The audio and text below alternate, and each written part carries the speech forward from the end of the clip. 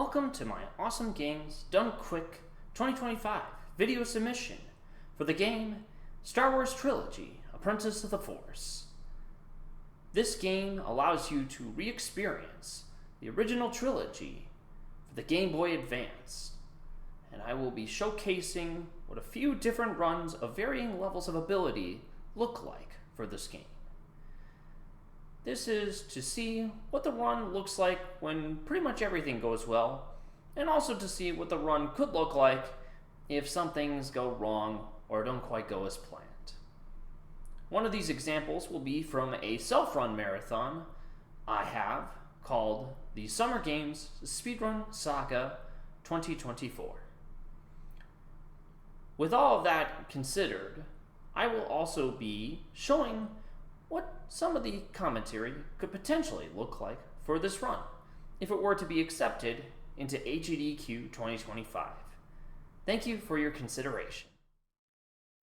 And originally I was planning on doing Battlefront, but I don't have a way to get my PSP connected to the TV right now.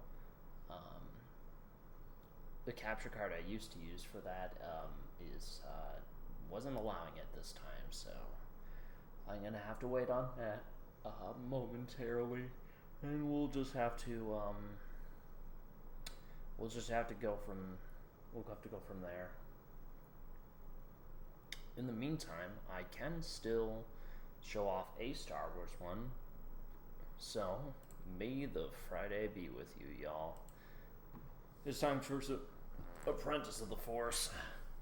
It's been a while since I've run this. It's like everything else.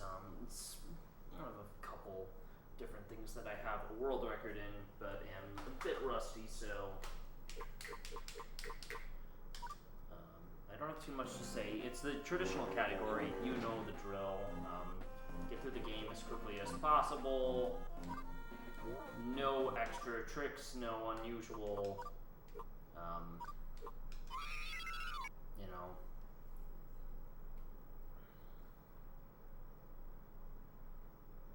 no extra jazz, so. Glasses. Summer games. So as soon as I press the G, we'll get the ball rolling. Giving myself about an hour and 20 for this, although it doesn't matter all that much if I'm under or overestimate. It's just kind of a practice for, what things could be like if I were doing this in a real, a genuine marathon with a bunch of other people watching. But yeah, Star Wars time. Let's see if we can defeat the Empire really fast. 5, 4, 3, 2, 1. I don't have much to say about this. We just kind of have to spam our way through the intro. A lot of text spamming in between stages.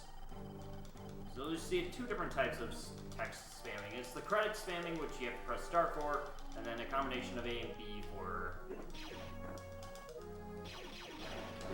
and then a combination of mashing A and B. There's probably a faster form of mashing, but I wouldn't know what it is. And then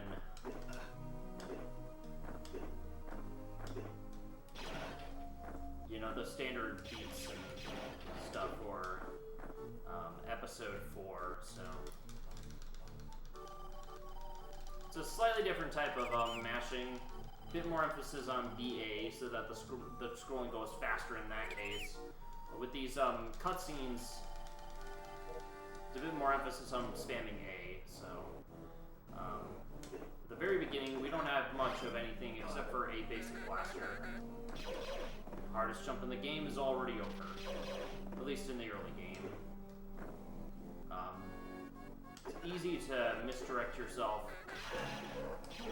away from that jump, so handled it like a pro. You'll notice one thing with the Tusken Raiders is that if you shoot them while they're taunting, they only have 1 hit point. As you can see, traditionally they usually have 2.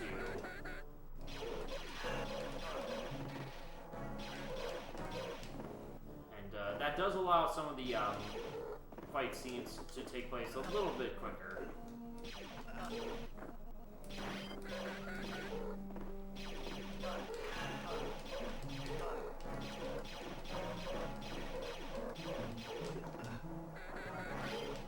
We do want to, like, find crucial points at which we do that. Then 1, 2, 3. We count to about 3. That does give us the quickest window.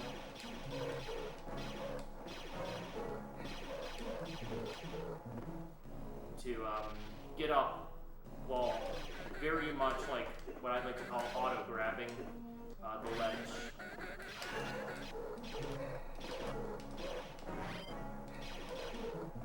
Alright. There are some hits of quicksand. We try to our best to avoid those. And we're coming up on the first boss fight, kind of. The strat that's pretty safe is just to go up to the sledge, hit the boss, take out the rest of the cronies, and head on our way out. That's the Tusken Raider section of the game. It's the only one, and it is really, really easy. From here on forward, we're going to be doing just pretty much all dashing. It's going to be very, like, situational when we apply the dash, and when we don't. I mean, you can see, for example, right here already. We can't dash too far, though. Like, with these sections, you want to make sure that you stay within relative distance of R2-D2 in most sections. That's not true everywhere, but it is true in most places. Like this area, you can run away from them for a little bit. Not always true, but it generally is a guideline to just stay in good proximity of it. So that's like an area where you want to stay close. This is a bit of a minor deviation where you will, like, kind of just, you know, open the gate, kill off the stormtrooper, and then you can kind of just, you can walk. You can't just dash, though, otherwise R2-D2 will lose sight of you.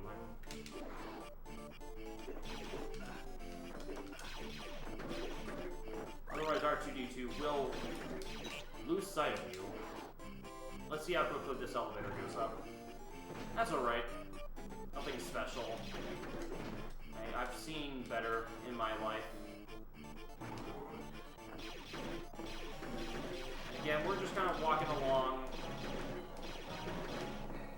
It is to our benefit in these R2-D2 sections that we kind of just walk back and forth when we encounter stormtroopers.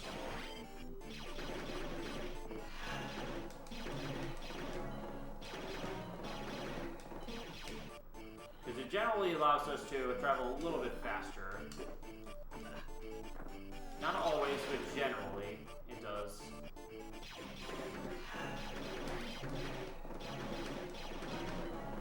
And after this door, we can just dash our way over to the cutscene. That went alright. Nothing too special, nothing too bad either, though. It's a pretty standard R2 section number 1.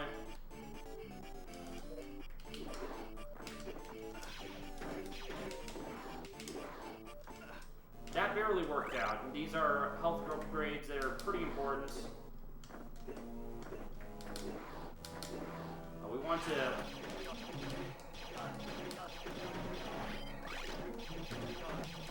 That was a little odd of a section handling, but we're fine.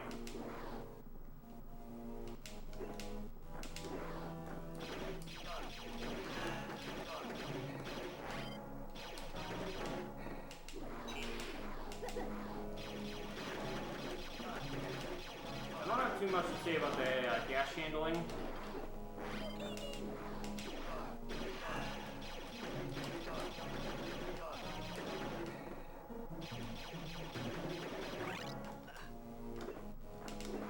Other than our goal is to, you know,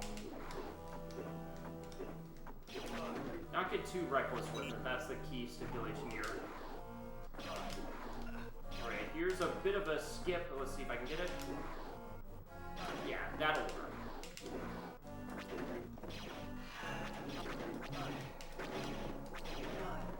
I'm dead, so it didn't matter. It really didn't matter that much in the end, unfortunately. We will try to go for it a second time, though, just to show it can be replicated. That might not work.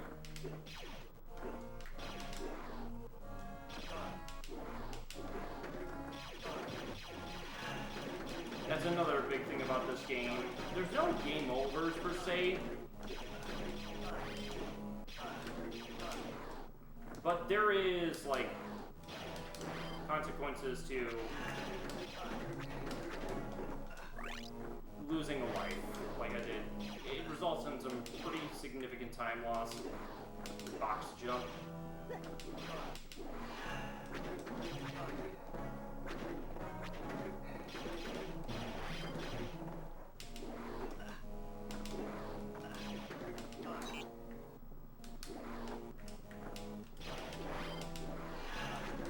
I'm gonna miss the fast cycle on the elevator.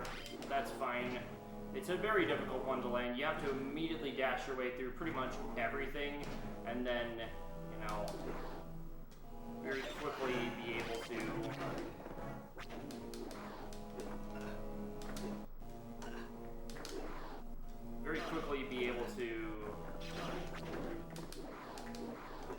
I'm not sure what I'm thinking of right now.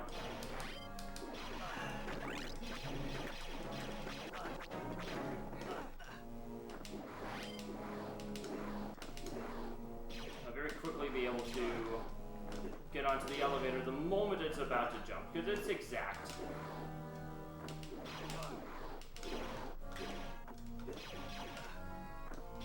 Alright, so we're almost done with this first section.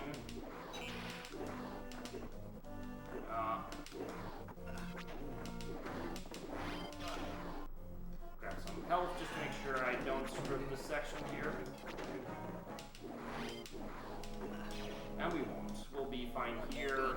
It was a little clumsy, but, I mean, honestly, that doesn't matter a terrible amount right now.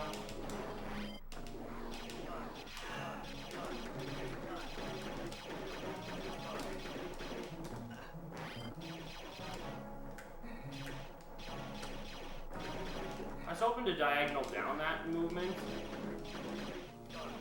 but I was not given the luxury to do so.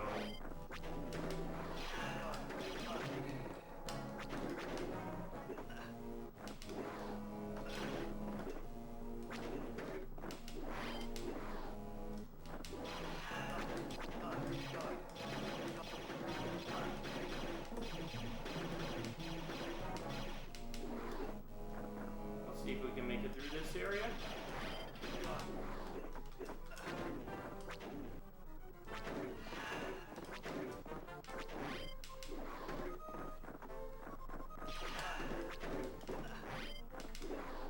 I played that super safe just in the interest of not dying.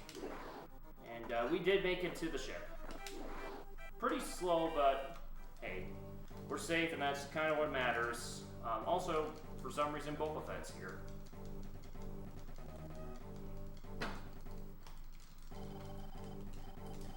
He's not supposed to appear until episode 5.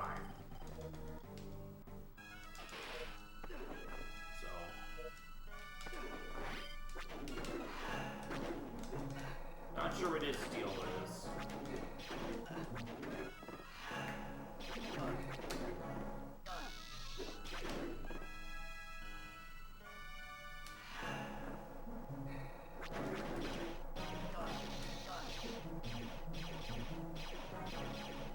I got some of the least convenient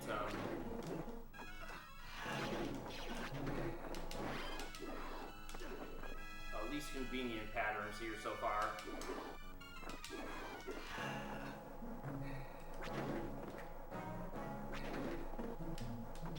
I was hoping I was in the clear there, but not quite.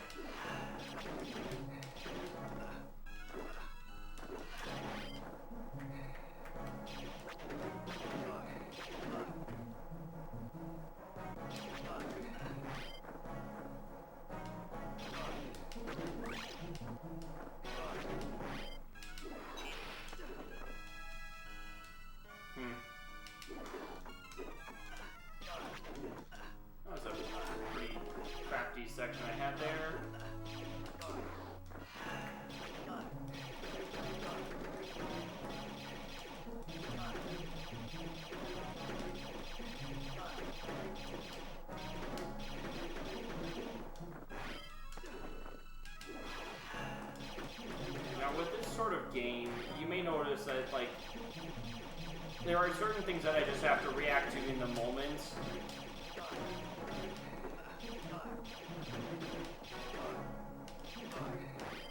And, I'm having a little bit of a fun time trying to react to certain things. So I'm going to choose the other section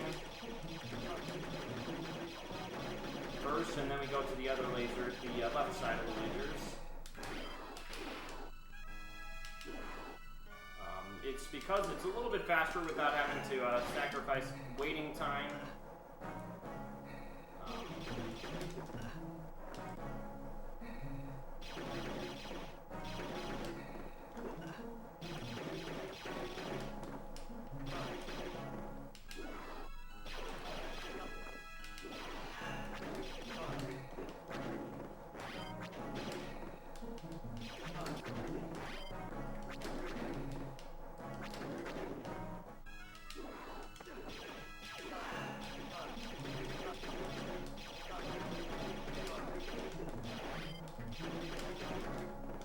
I don't know if there's really that much of a difference between the bullets. Like, the glue ammo really only allows for one minor change, and that minor change is that, frankly, it's just due to the fact that you can shoot diagonally without having to be stationary. That's the major difference I can think of.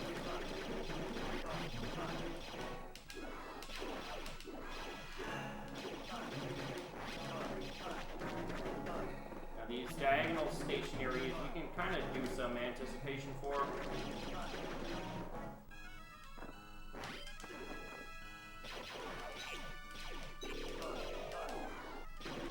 You might have noticed I was being a little bit slow on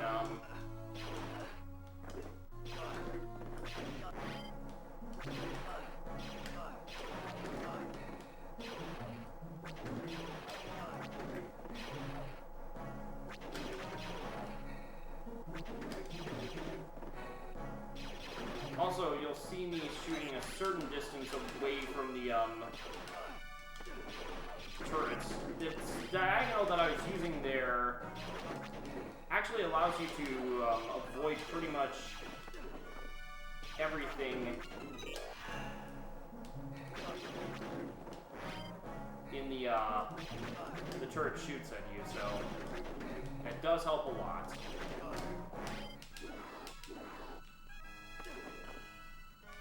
More timing to go. We're gonna utilize that to our advantage again. As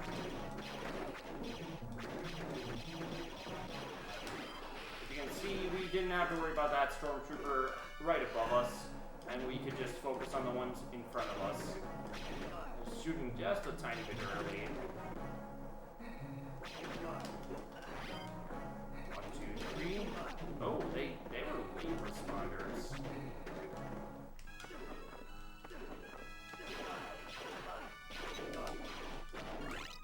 We weren't quite able to get the fast cycle on the laser, but that's no big deal. It's a difficult one to get fast cycle on. After a whole section without, like, R2-D2, he's back again. We could not leave him behind for very long. It's one of the most notorious R2 sections, I will just say that out front.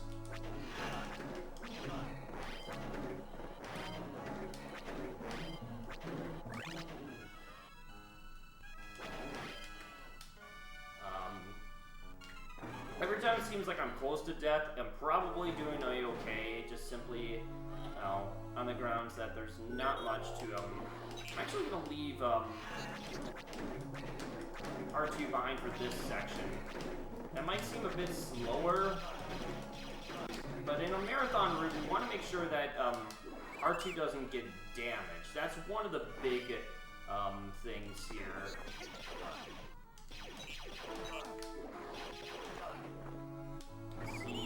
We're not going to get the elevator cycle fast enough here. I'm not going to make a big deal of it simply because it's a difficult to land efficiently. And it is so easy to just, like, lose out on it. Also, fun little cutscene sequence. The game mimics the movie, where only one stormtrooper appears in that particular section. This is one of the very few times where I let the stormtroopers damage, just due to being at the end of the area, so it's pretty reliable as far as the setup goes.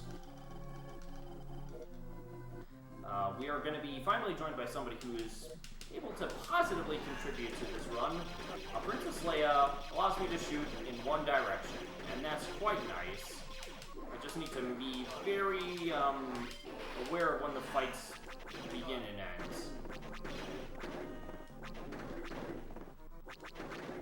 They're usually cycles of 4 each.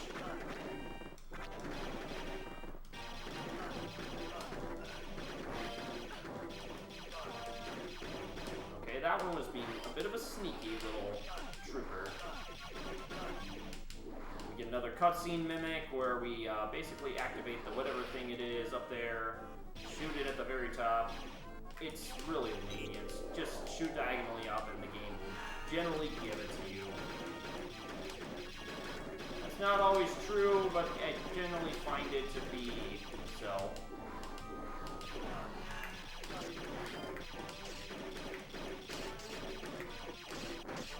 Maybe after that cycle. This is the last area. If you find that you're not always, like, speeding up, it can be sometimes just, like, how sticky the control stick does tend to be, so there is that.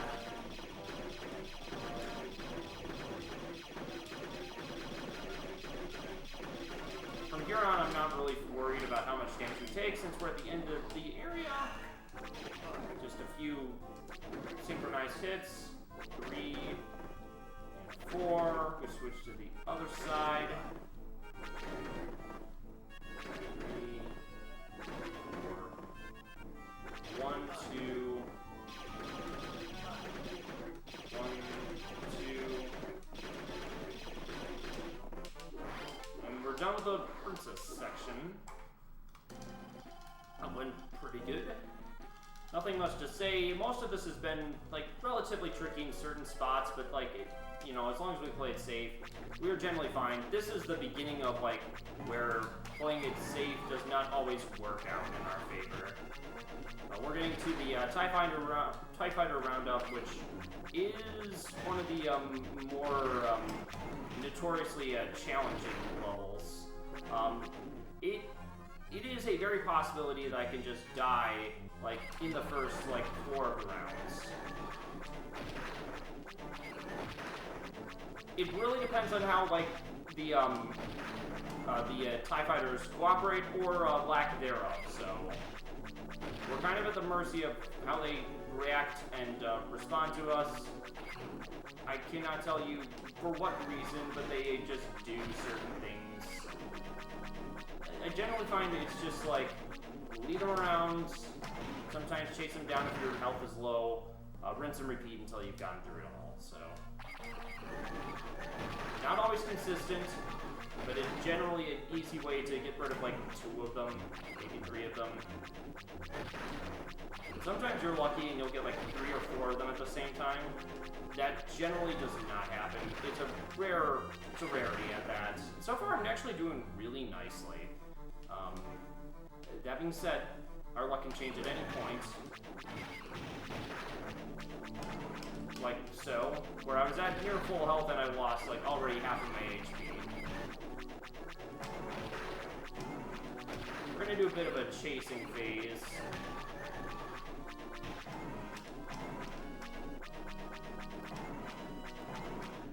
Just on the basis of being low on health, and we need to burn through some of it. Okay. That's alright. We are not out of the woods yet with this first phase. Whoa, that went really nicely. Okay. We need to be especially careful here. Whoa, that was a 3 that I was talking about. Really good TIE Fighter section so far. Okay, fantastic for TIE Fighter section. you can't complain when something good like that happens, because the luck could end from here on forward. We're entering into what is known as the trench run, and I immediately died, so that's a good start. Let's see if we can avoid that.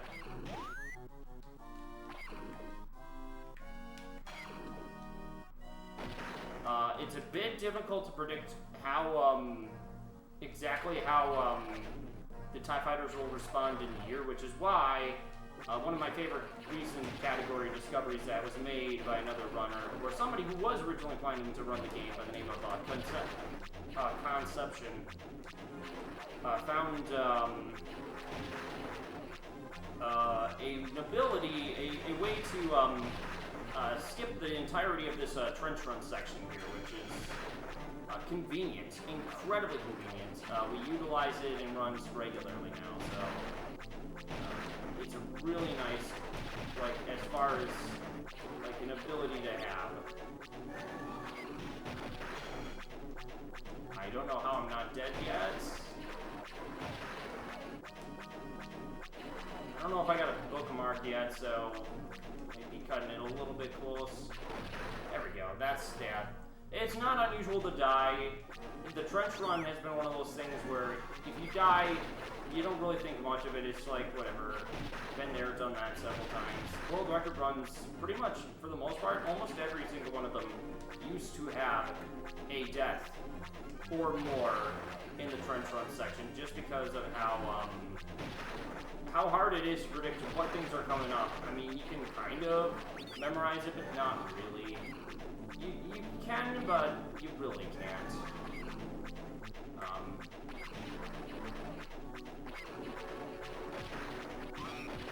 There goes our R2. We have no way to heal, so if something goes terribly wrong, we are pretty much bust. So it was only recently until like what is currently the console world record, which I hold the console world record, is the only one of the very few examples, if any, where there is no death in the entirety of like the TIE Fighter roundup and the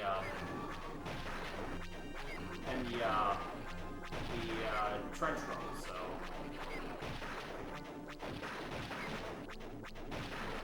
a lot of it is basically we have been compelled to just sort of conquer and divide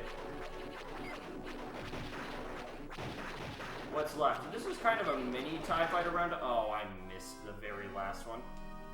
I'm not gonna like get myself all broken over it though, because it's a difficult one to stay alive for. It's easy to die in this section. R2-D2 has a tendency to just die for no reason. What we try to do on this mini roundup is we try to kind of just go to one corner, switch to another, see if they are far enough in front of us, and shoot one, and or in a rare case, two of them down. Generally just one, usually not more than that, so. We got through it on the second try. For a marathon, that's reasonable. I was hoping for first, and we were pretty darn close to completing it on the first. Here's our next one. This should be a pretty cut and dry one to take care of. Yep, no problems there. You can just guide them really easily for most cases, but some of them, not so much. I like to try to see if I can manipulate them in advance, like so. Sometimes the CPUs are very cooperative in that way. In other examples, they refuse to do what I want them to do, so we cannot count on anything, and we just have to be ready for a night at the improv. Okay. That one, they've been mostly cooperative. The first section was the only one I can think of where they were trolling me right from the very beginning. This is kind of the last one. Oh dear. Christ, okay. They are not giving it to me. Oh, nice. Well, thankfully we were already at the cutscene where Darth Vader starts shooting at us, so we can basically just lob ourselves back and forth to avoid the bullets. But that being said, we don't get any help anytime soon. Vader's probably gonna kill us. I don't know if we can get through it. I think he's gonna get the better of us. We're in a little danger. I don't know, this is getting too close for comfort. Oh, geez, I better not fool around it. Okay, yeah. As I said, this was pretty much a basic kind of run it back and forth until the end. So that's the end of episode 4.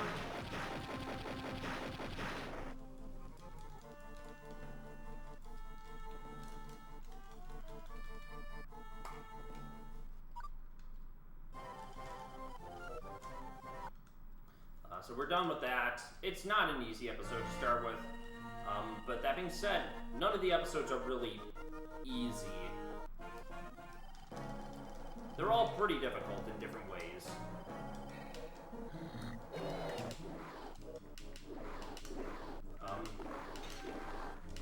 In the case of episode 5,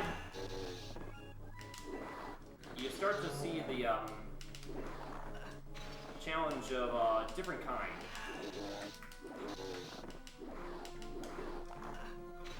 In the case of episode 4, we're basically, aiming to be as precise as possible with the blaster movements and how he groups up the stormtroopers and the enemies in general.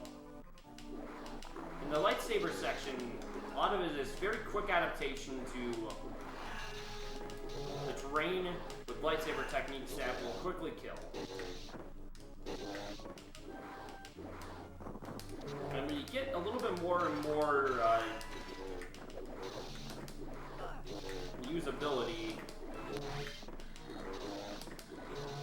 as we get further and further into the game. So right now, the most efficient method to use with the lightsaber is the kind of the uppercut sort of ability. There's going to be a more like genuine uppercut ability coming up soon, but that's not until after this section.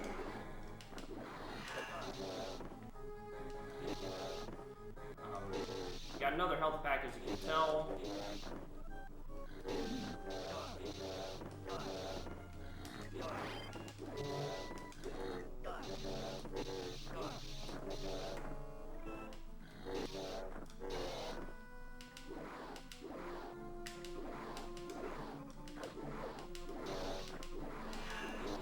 This is the last cloth cave section, like this one in particular.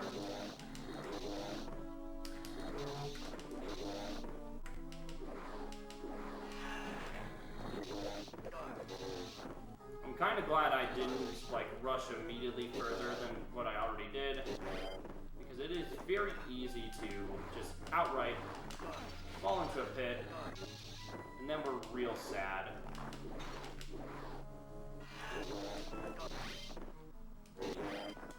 We should be safe from here on forward as long as we uppercut this one. Yes, we are. In fact, we handled the snowman section pretty strongly.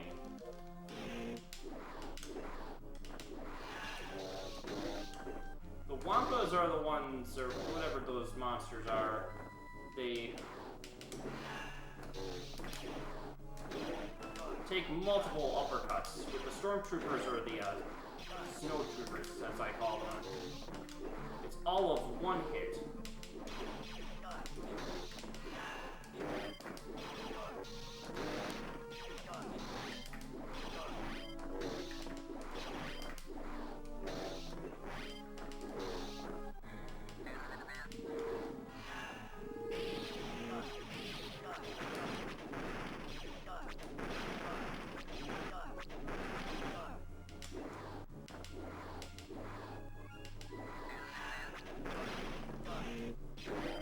Briefly use that blaster ammo to make that droid section way easier.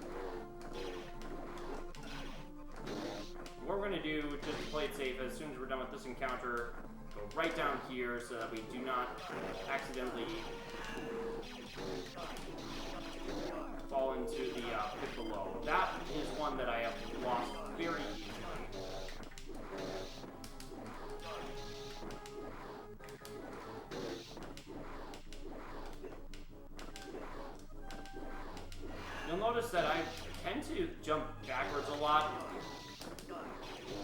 it's a very central reflex of not dying in this game.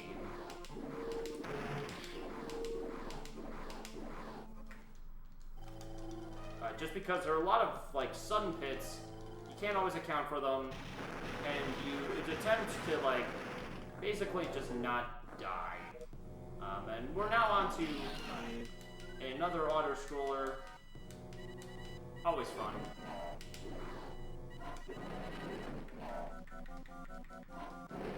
Luke Skywalker move his lightsaber.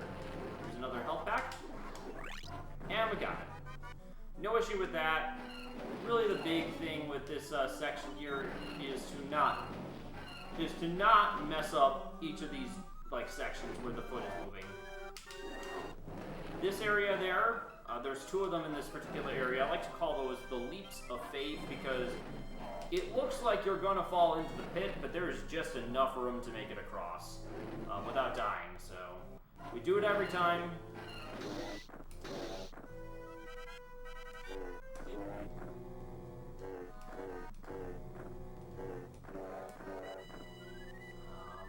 Another one to dash under. Again, as long as you don't psych yourself out, make any uncharacteristic mistakes, this section is generally free. But it's also very easy to mess up, especially if you're on world record pace or in the middle of a run.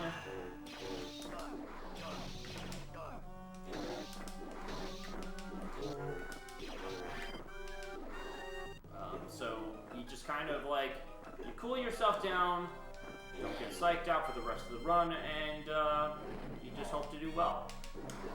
Last leap of faith, from here on forward, as long as we don't do anything stupid, like just random dashes, we should be alright.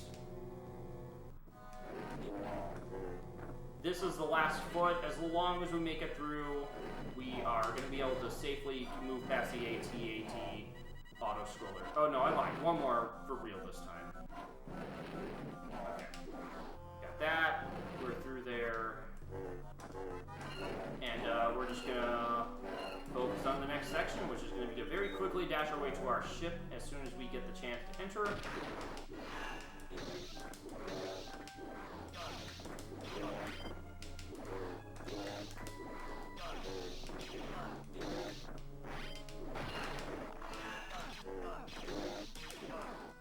I almost feel like it's a more efficient strat to just like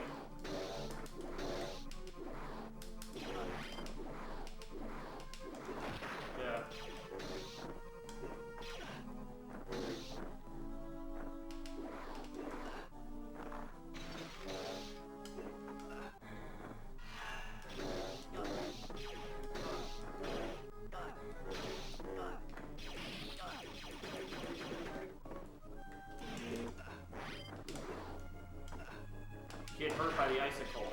The one I was mentioning earlier.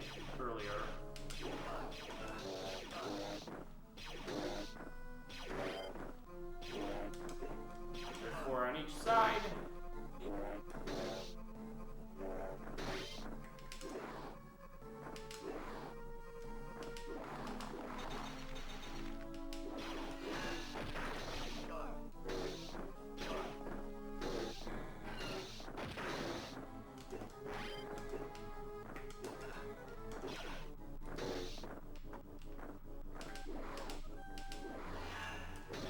And it just uppercut away.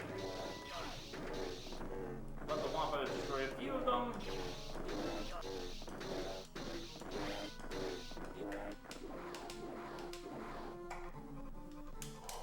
And just barely escaping Vader that time.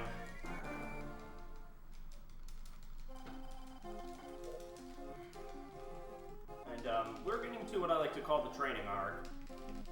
Or the training montage.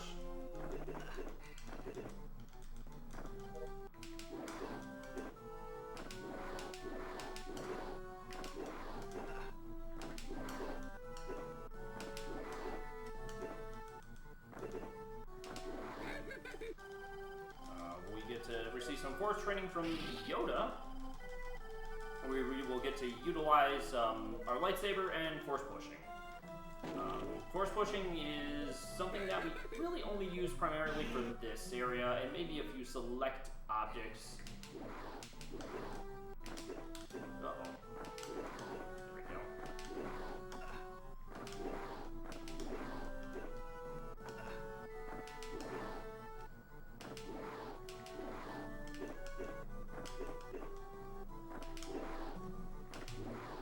Like here, for example, where we can't necessarily make it over. So there's maybe like one or two more in this particular one, and then there's a couple in Endor, and that's about it. There's maybe one in each of the, also, one of the hardest jumps, and then the true hardest jump. Play safe. You can... So yeah, if you stick in the muck for too long, Yoda will yell at you and say you're being too reckless. You want to not do that whenever possible.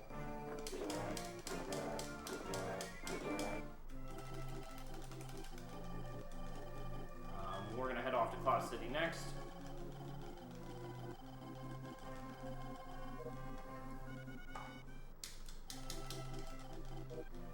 Cloud City is where we start to get a bit more of some advanced lightsaber tech. We'll get to utilize the hammer slash, the hammer blow, and the circular spin, or what I like to call, I don't know, the circle spin? I don't know.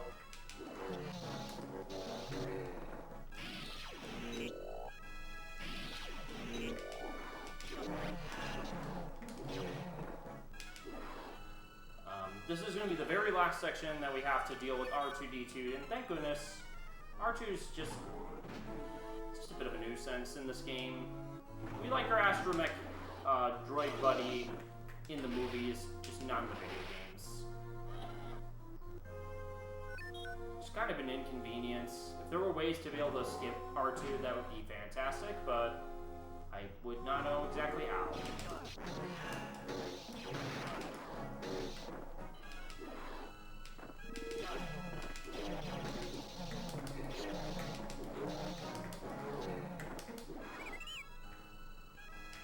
I was willing to wait a little bit. And from here on forward, after we cross through this door, that's it. R2 has served its full worth.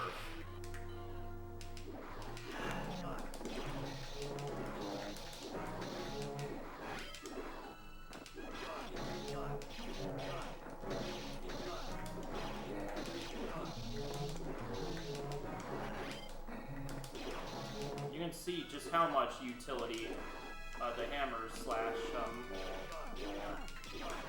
the hammer thrust has.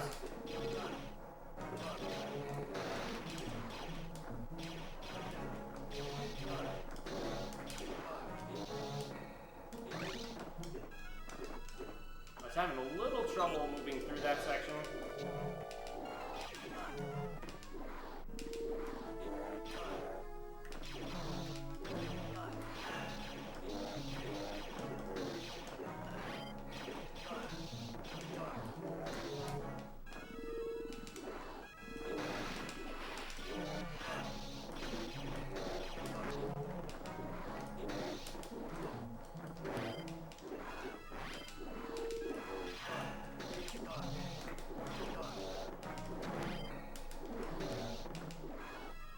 That if you like very slightly let your the broader side of the blade swing while you're already aerial, you can get much further range on it.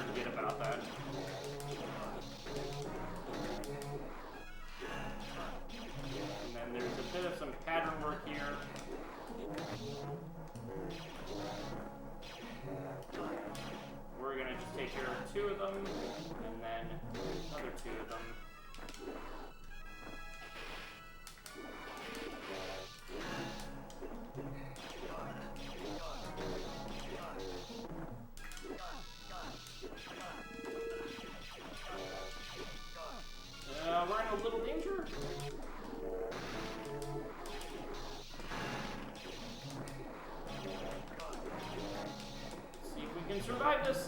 We might not.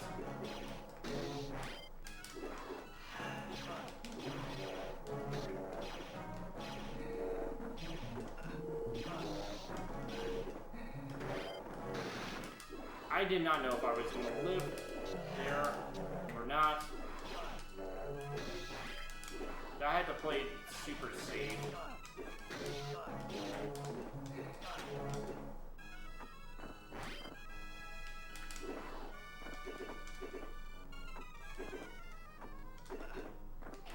Okay, that for some reason can just be a really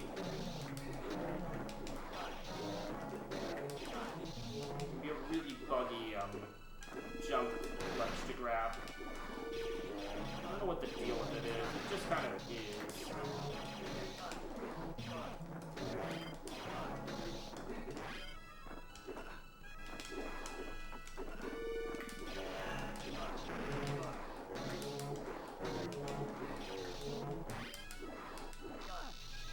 It usually is easier to predict. I was just not quite getting what I was looking for.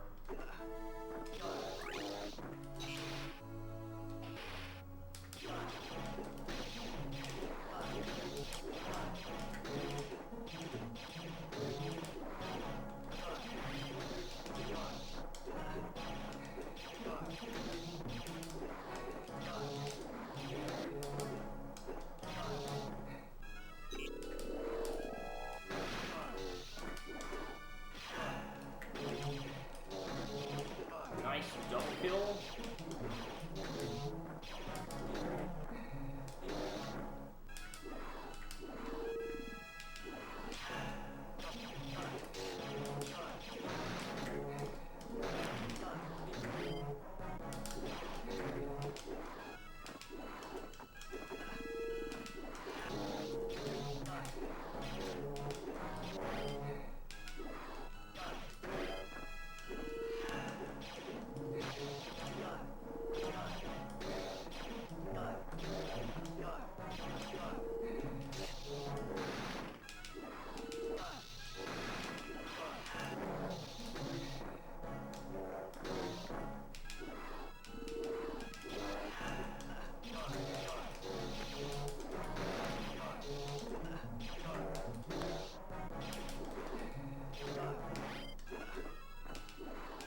A lot of things about the lightsabers right now that I don't think too much about.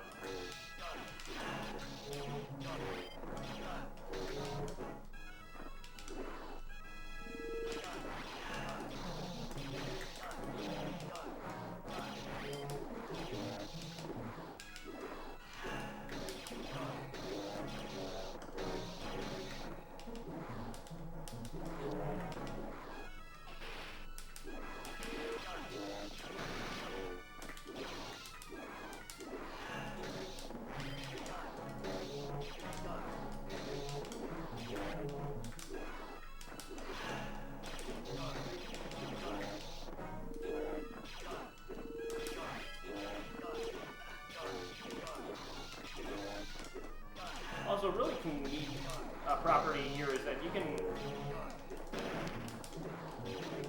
damage both above and below. And that's the end of Cloud City.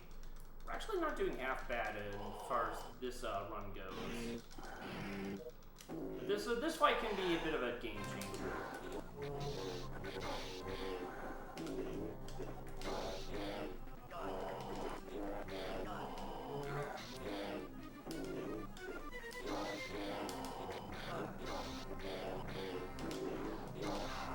Very quick Vader fight there. That's not bad in the slightest.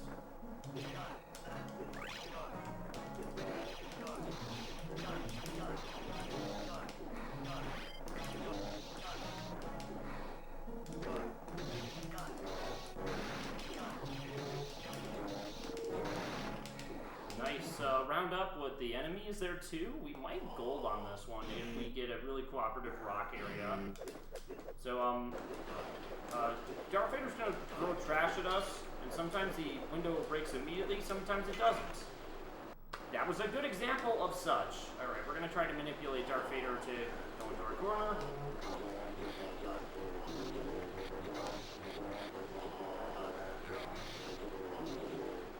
was really fast. That was an incredibly fast fight. We'll see if I can pull this. I might. I was hoping to get, like, Vader to cross over to the side, but not quite what I was looking for. Libby. Oh yeah, we gold it for sure. That's pretty awesome. I'm surprised at how well Episode 5 went, especially after the disaster that was Episode 4. You never know. I mean, you're always kind of, like, being surprised by how things will work out sometimes. Episode 6, however, is where things get stupid difficult. Every episode is difficult, and this is no exception in this particular section here. We get force healing.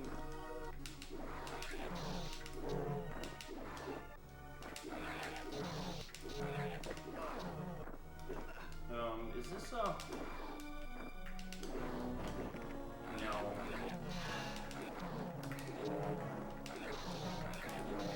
I kinda forgot where the health pack section is.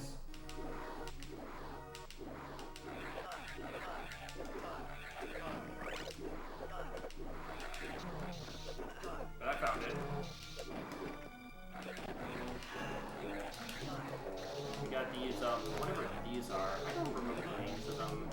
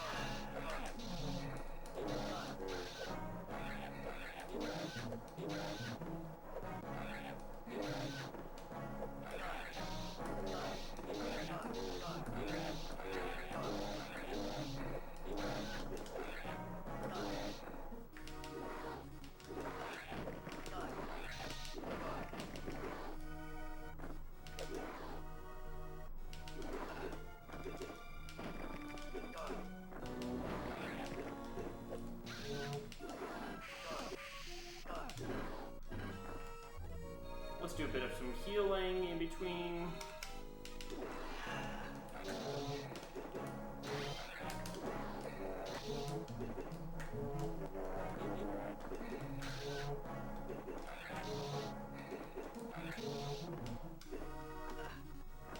That's a really odd section. Not sure exactly what to say about it, but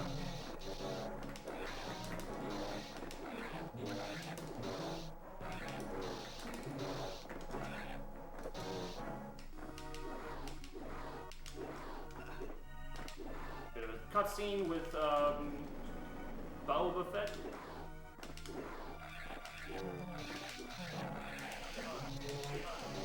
I'm gonna go for hammer blows. We'll see if that gets us through.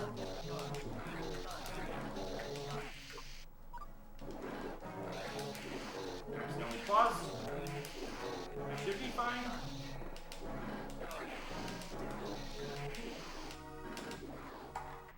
Alright.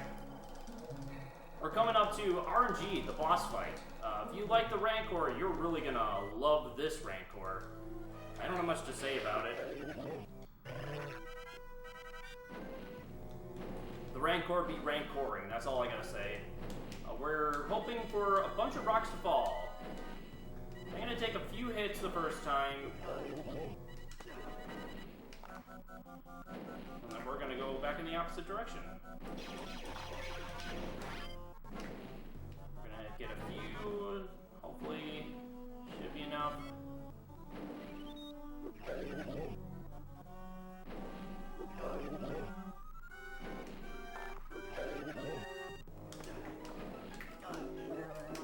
There we go.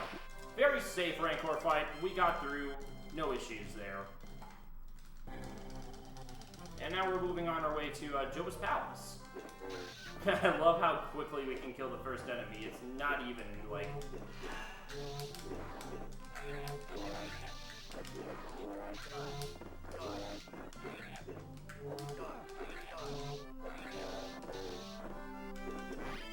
It is surprisingly easy how quickly we can kill them. This is a sort of like semi-auto scroller, you have some control over how quickly you get through the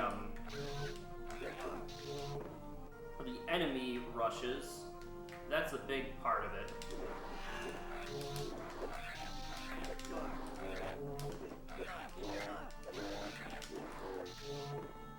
So we try to just like lump them up as quickly as possible, get our kills in an efficient manner,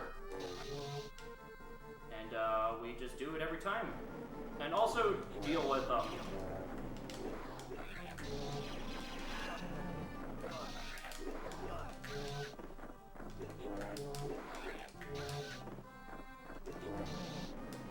we kind of just have to go back and forth.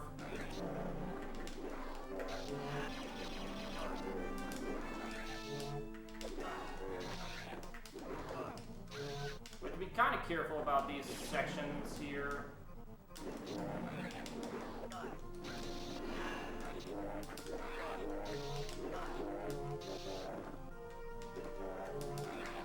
Oh, weird. I went in the wrong direction.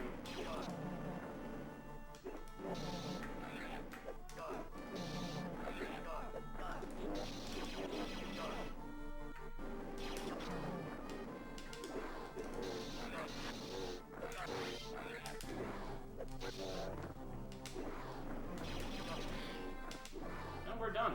We're done with Boba here. He appears one more time just for good time's sake.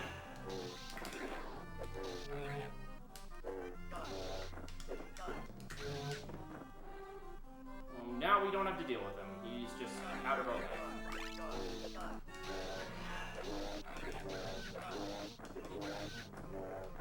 That's a surprisingly easy section to deal with.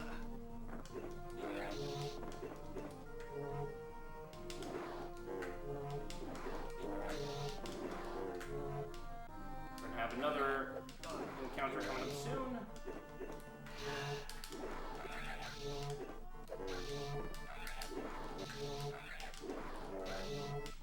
Alright, we got one more left, and then just a couple of jumps to the finish, so.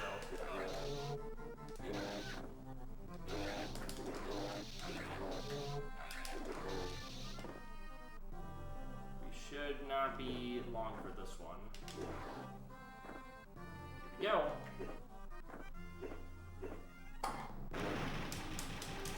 And that was actually a rather nice Java area. Now we're into another rather challenging section. The good old speeder bike. Not fun. You can see just kind of how unnecessarily challenging it's going to be. We got obstacles, and we have to kill off some scout troopers, which easier said than done. They tend to be very finicky and uncooperative. So you may think that you're through them, and then you're not. So far, the first section went without much of a hitch. Can't complain at the moment.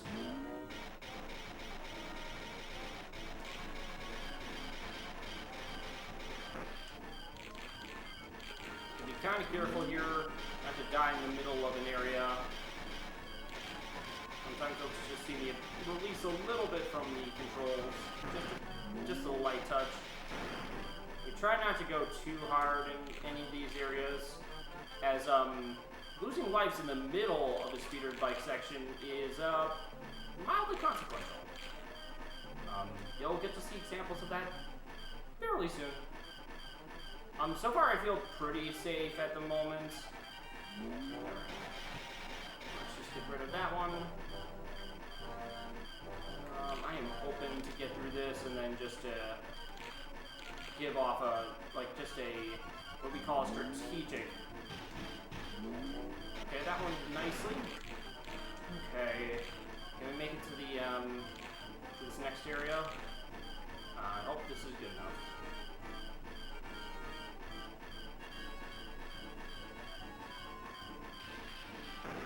I'm just going to purposely use a life here so that we start on a fresh slate.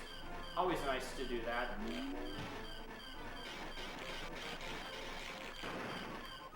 was hoping to destroy our friend here a little bit earlier, but not quite the luxury we were given here.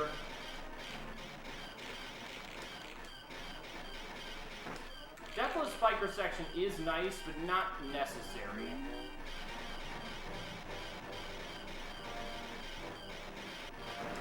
Alright, we just got a bit of some management left in this area. Here we go. And we're done here. I also noticed the glitch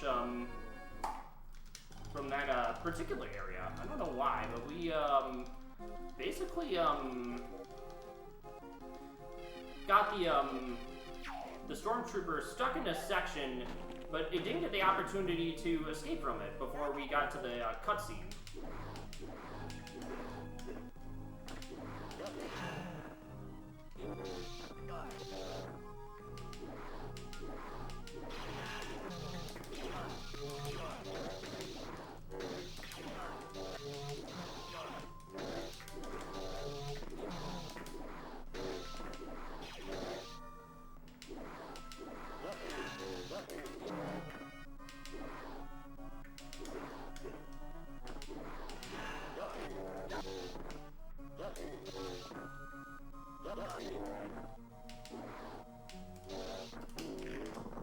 Every time you can't enter one of these little bottomless pit sections.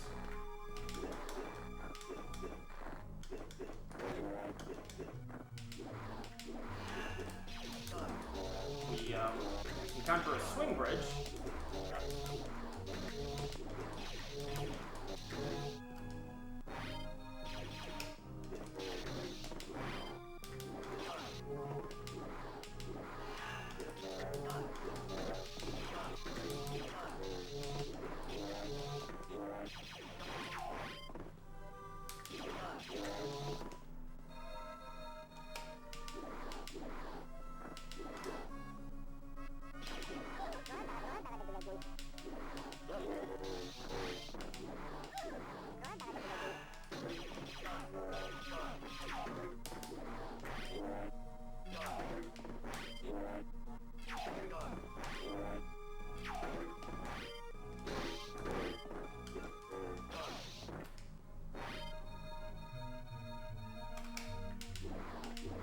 We have to be very sparing and effective with our healing techniques. We want to make sure we're not wasting too much time on each one of them.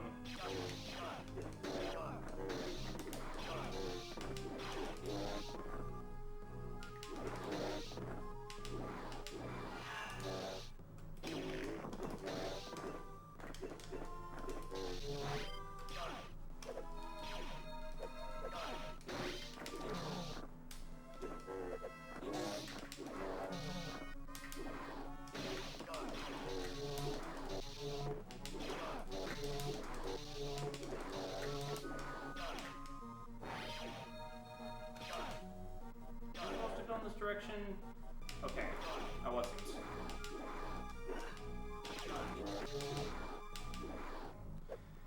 Oh, good old cutscenes. Okay. I was kind of being careful there.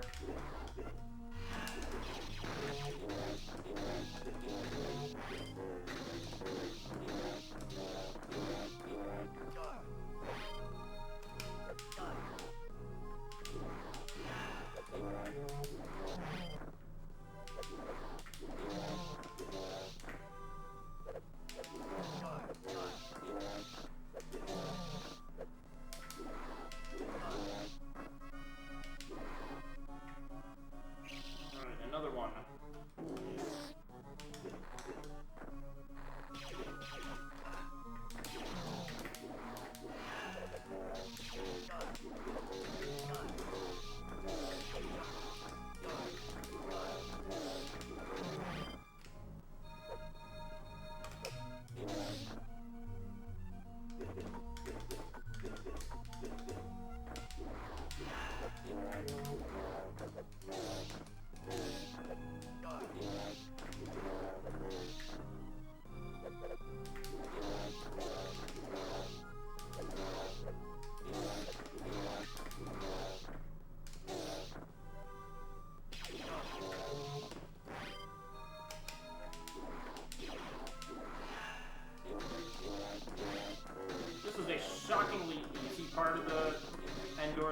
1.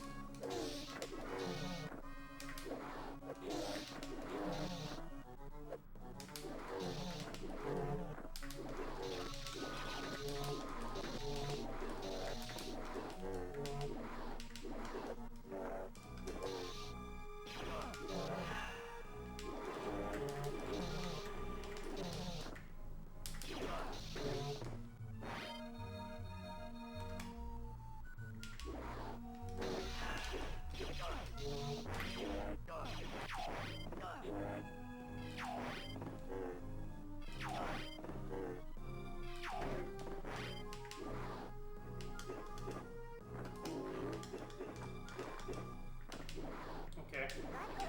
Pace here.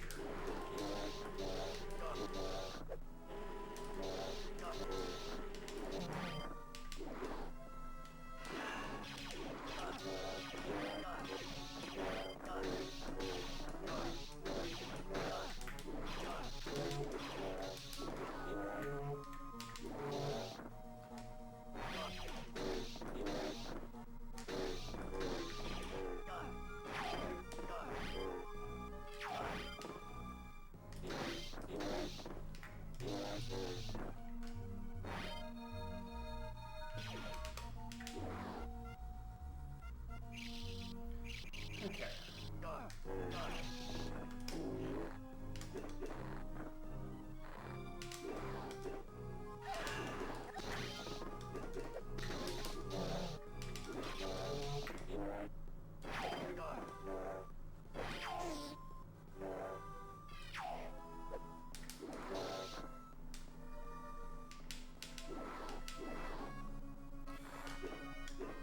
That's kind of a bit of a jump scare one.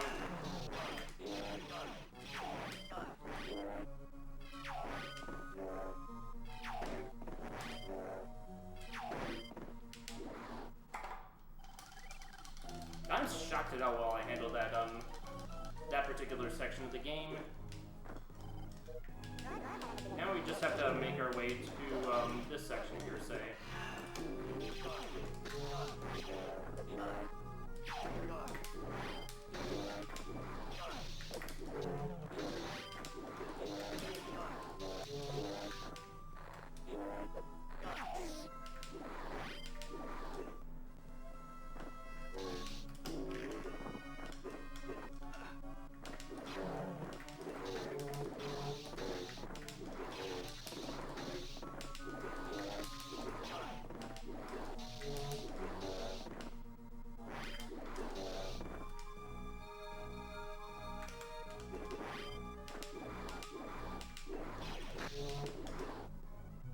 Here's a big four split section here.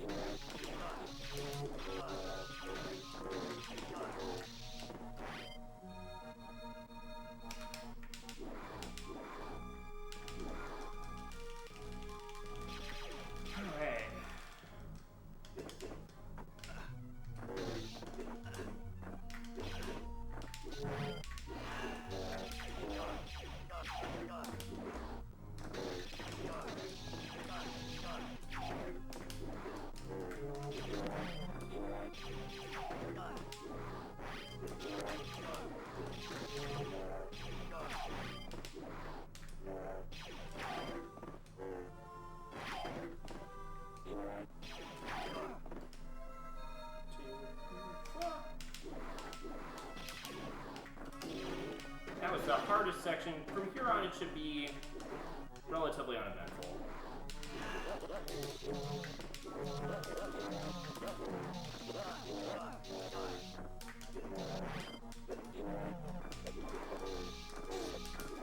I say that, but I could have some catastrophic failure, but we're through the worst of it, so all we really have left is the Vader fight.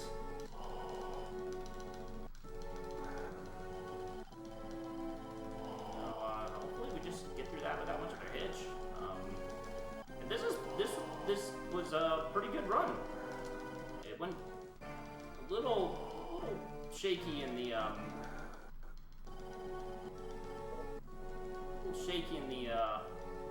episode 4, but the last few episodes went fairly nice. Only the speeder bike section was kind of unflattering.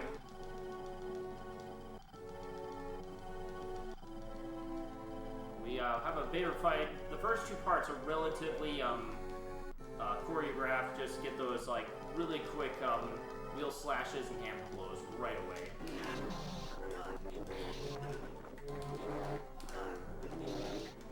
That one nicely. We got another set up here. So, get more tech smashing, and then we have a lot of uppercuts to get to the end of this fight. So we'll see how cooperative Vader is in this case.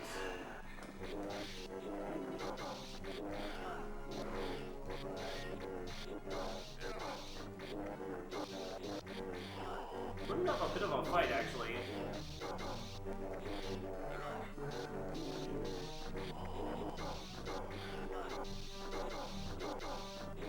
Rather feisty Vader, actually.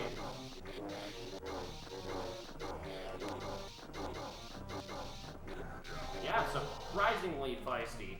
But we got through it nonetheless, so as soon as we see the celebration on Endor, that is when the timing is done, so I don't really have any complaints. This run went really nice. Just a bit of some tech smashing. Get to the end.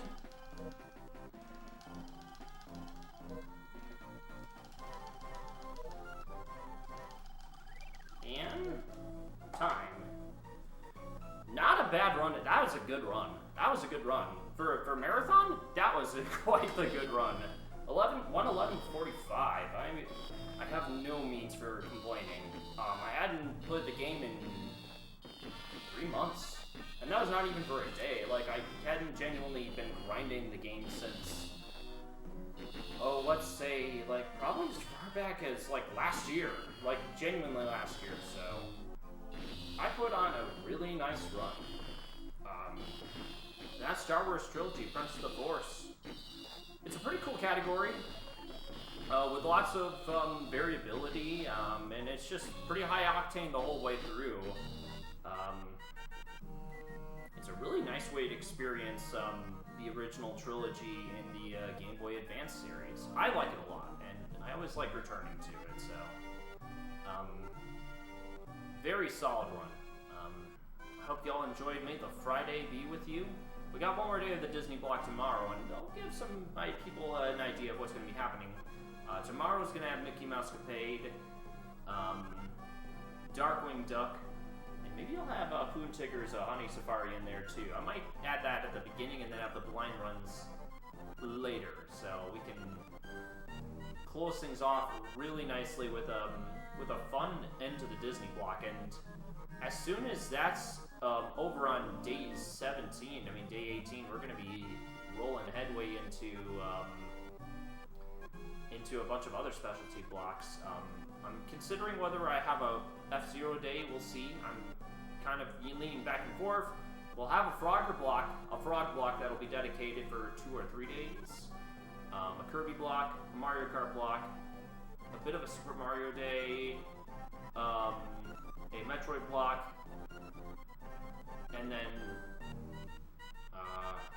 the grand finale, which will be about 2 or 3 days, and that'll get us through the last 15 days of this Speedrun saga. I don't really have much to say tonight other than we are now officially more than halfway through this marathon. I've been having just a great time, and this day is no exception to the rule. Yeah. For consideration of Awesome Games Done Quick 2025, this was a submission run for the regular Beat the Game category of Star Wars Trilogy, Apprentice of the Force for the Game Boy Advance. If you're wondering what this game involves, it's just essentially the original trilogy. Go through all 3 episodes of the OG, episodes 4, 5, and 6. And there's not too much to say. You're going to be seeing some high caliber platforming, tight movement whenever possible, while weighing out risks and deciding whether to go, one direction or another. We will most certainly be aiming our sights as high as we possibly can, while making good utilization of the blaster and the lightsaber. So we're going to do our best to defeat the Empire as quickly as possible. As soon as I press this final leg, we'll get started in 3, 2, 1, and go. We're off to the races immediately. A bit of a story sequence that we have to skip. In order to skip the opening credit sequences, we have to press start, and then it's a lot of just text mashing in these next few parts here. And what we're going to be doing is we're going to be going over to our uncle's house. He's got some jobs for us to do. No, I highly doubt we'll really get the chance to do all that many of them. The gameplay here is pretty by the numbers. Platform, do a lot of that.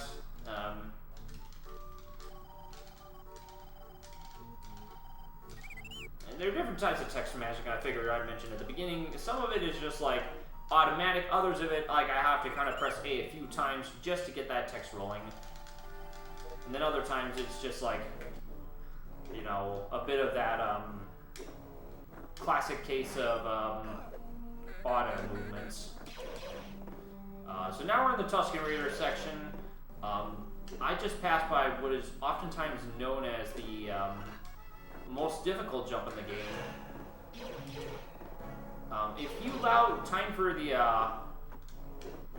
Tusken Raiders to taunt you, you can kill them in one go, like so. We do have to jump here. There is a pit. They pull the fast one on you if you're not used to this game. Alright.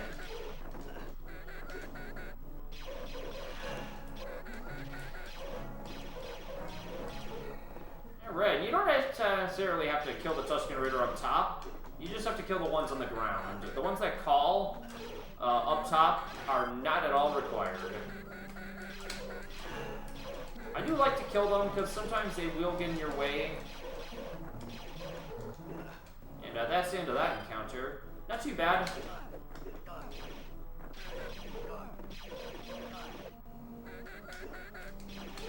You definitely don't have to kill every single one of them when you're moving through, but it is important to kill the ones that are just kind of in the way and causing some trouble.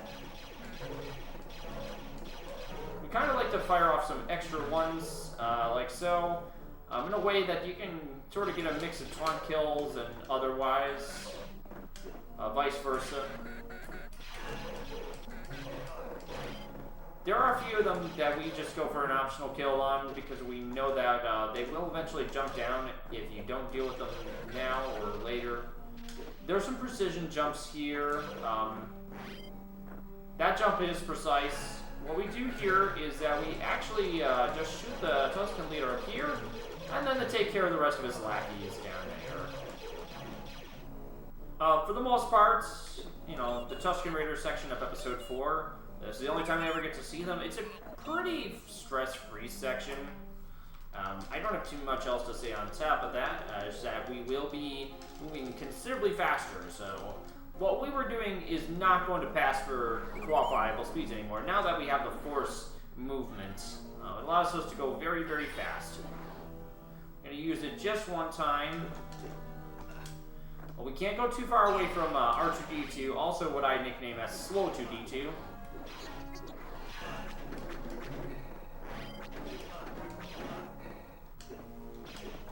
Gonna be a stormtrooper up here. That's the one to the far back. We have to wait for him to be appropriately within range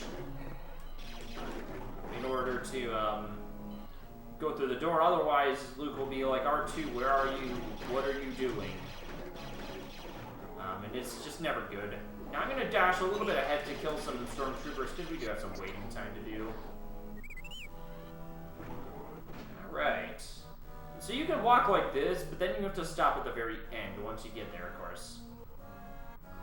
I'm going to just do a bit of a slight dash. And go to the very bottom. R2 is just kind of reliably waiting there. The elevator can sometimes take a long time to go. Otherwise, it will sometimes also be, you know, just immediate. And because we have to wait on R2, we're just going to walk. There's really no point in trying to dash as quickly as possible. We are basically just bound to stay within circle of him. We're just not going to be taking it all that fast. Here's another jump here.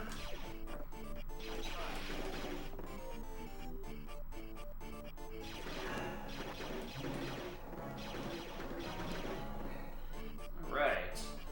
One more set of encounters left to go here. And, oh, I meant to dash there, actually. My bad. I was doing pretty solidly, now that I think about it. I could have very easily made quick work out of that area. Oh, speaking of which, going in the wrong direction.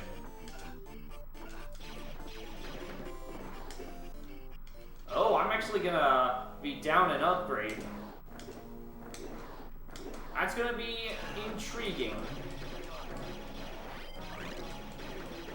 I may be playing it quite a bit safer because usually you don't miss that first health grade up refill.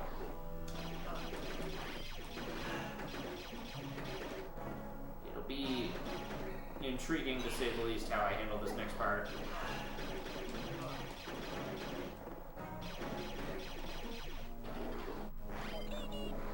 A lot of dash tech involved here.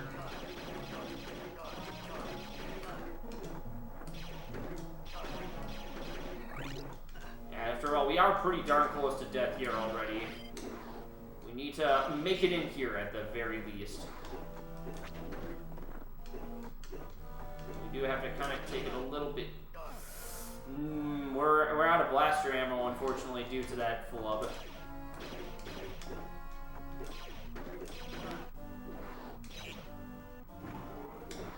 We're going to be faced with a tough decision as to whether we continue. Let's show the skip at the very least. That's good. At the very least, we got to show that off. It's sluggish on my part.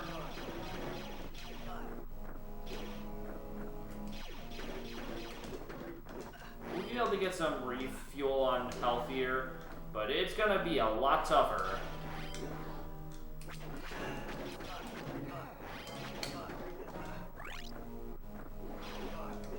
We're going to be fighting significantly more to stay alive here.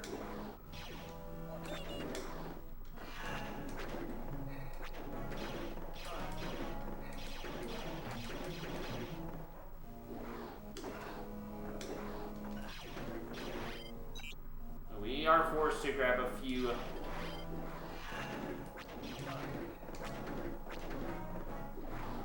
Oh, barely missed elevator skip, so I'll just go for the refill again. Elevator skip does save about 4 seconds.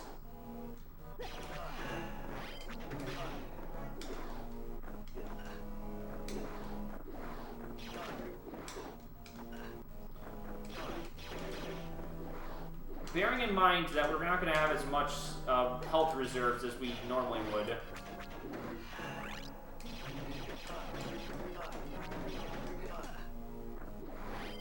Have to kind of just go you know, a little bit more conservatively in my movement and fighting tactics.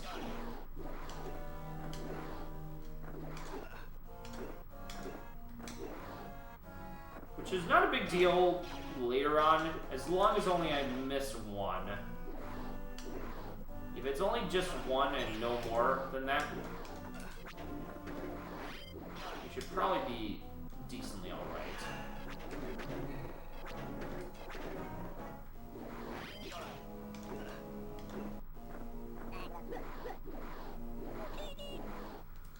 Alright, so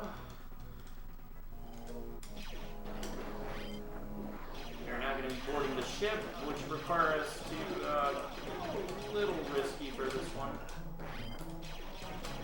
I was hoping to kind of just work my way through like that, but wait, does that give me the blaster ammo? No, but that health refill is going to be important.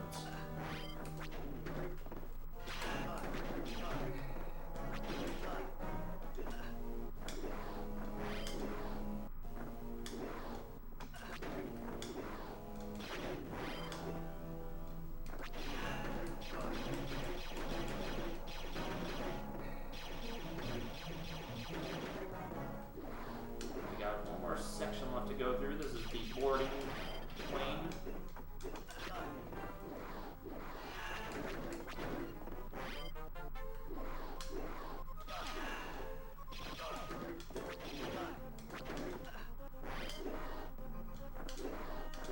Just a bit of an exit door left to go through.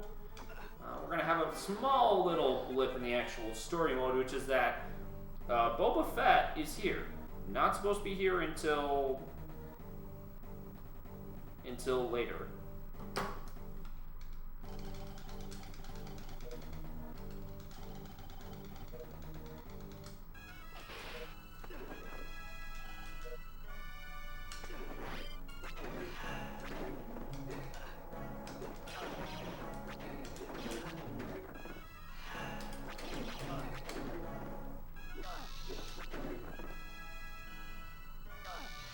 We had to wait on the lasers to clear out, and the Death Star. And the Death Star is crawling with a lot of enemies here. We can't get too comfortable. And bottomless pits are also here in abundance. It's the class. Oh, I forgot about that guy.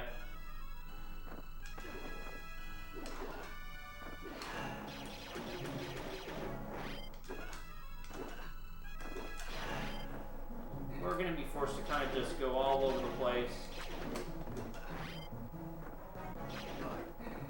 And the key card for this next door is going to be right there, and then another one right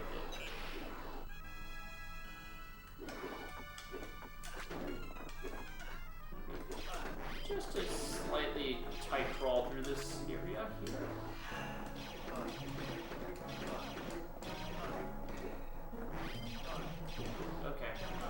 Bad idea to try to get some health refills. It didn't really do all that much for me.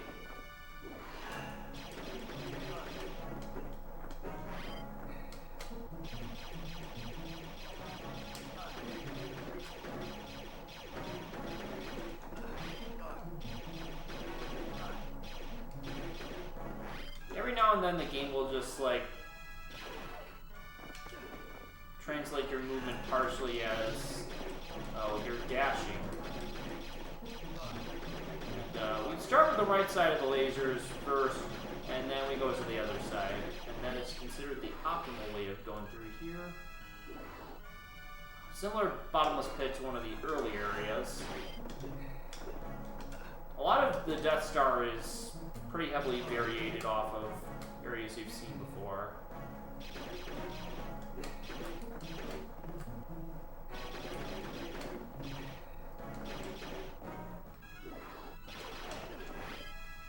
Barely got that somersault to work there.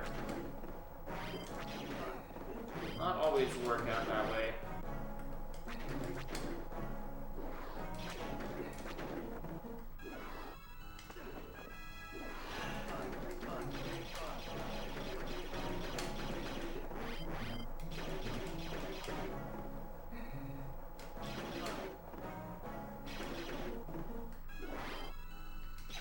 also the introduction to doors that have to be blasted open. Those are always fun. And turrets. The Death Star introduced a lot of concepts all kind of put together. And if you think turrets are bad enough right now, wait until you see the ones that can move around. Because we'll eventually get to those. Just not quite yet.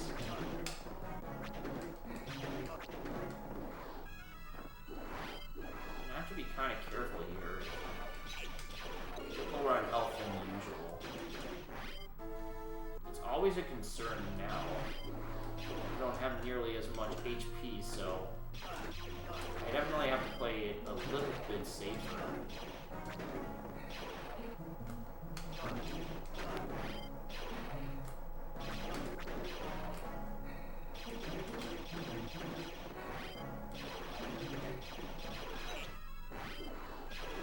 It's better to shoot the openable door in place. So unfortunately, alright, well. Oh, and I lost out on my... Okay, so you may have noticed me just kind of breathe a little heavy there. And that is because I very easily could have died right in those very moments.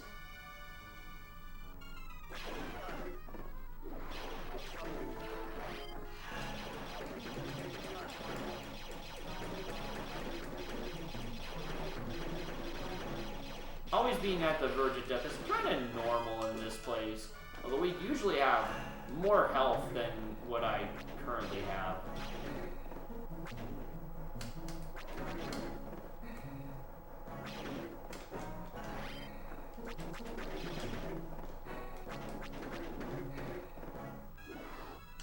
Do a few of these.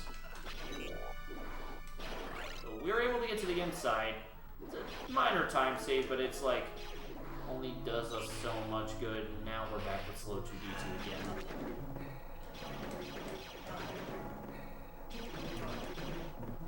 Again, because of just how little health we have, we're gonna have to be playing it carefully here. One thing I did forget to do.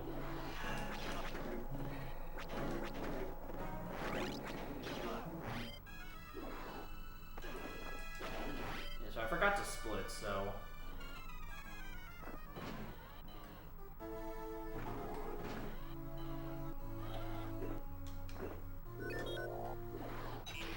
Well, we'll bring him with us.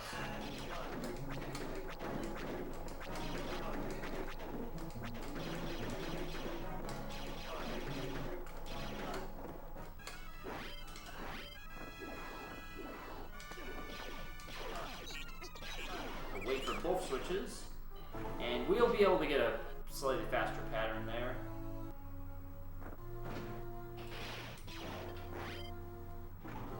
Gotta wait for R2 though.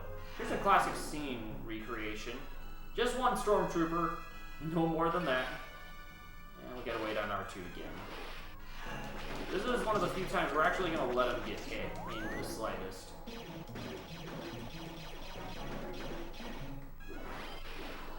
Alright, I just gotta quickly hit the splits here, as I did not quite remember to handle that. And now we got somebody who's actually helpful and allows us to shoot in only one direction. Princess Leia comes equipped with a blaster and is just built different. What can I say? We literally do not have to do too much to stay alive, as long as she does not take too many hits. And we can actually recover HP on her behalf, so I'd say it's a pretty good deal when you think about it. We've got another scene recreation right here where we have to hit the blaster thing to go across the area. So doors close and we shoot up there. Somehow I didn't get that the first time? Really? Apparently I was pushing too far back, which is not what I'm used to seeing.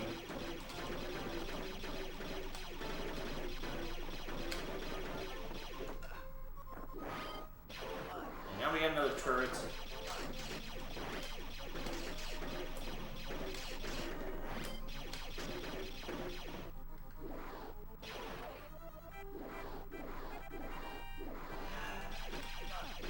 You can shoot in one direction yet again, and be pretty okay. Soon we're going to have to shoot in the opposite direction, which is up. Well, kind of the opposite direction. It's more perpendicular direction.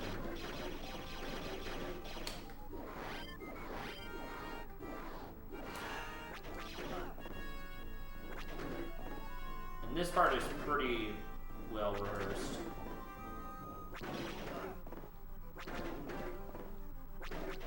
Not too much more worried.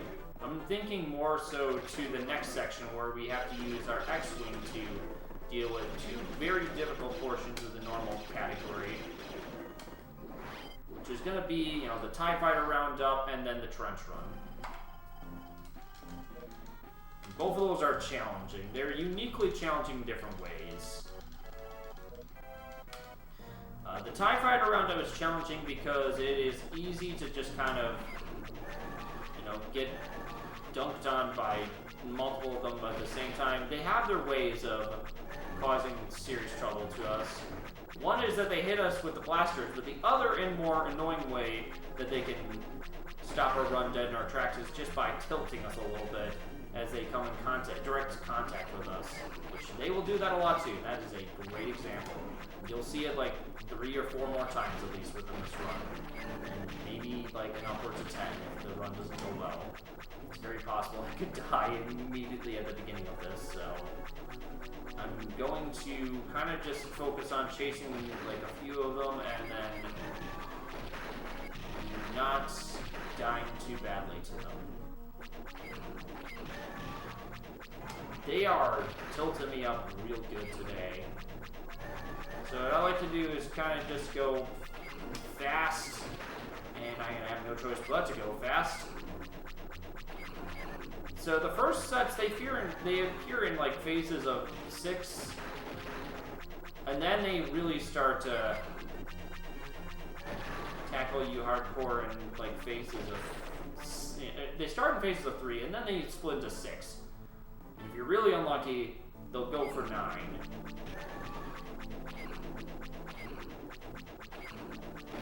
I feel I can do some hurting right here.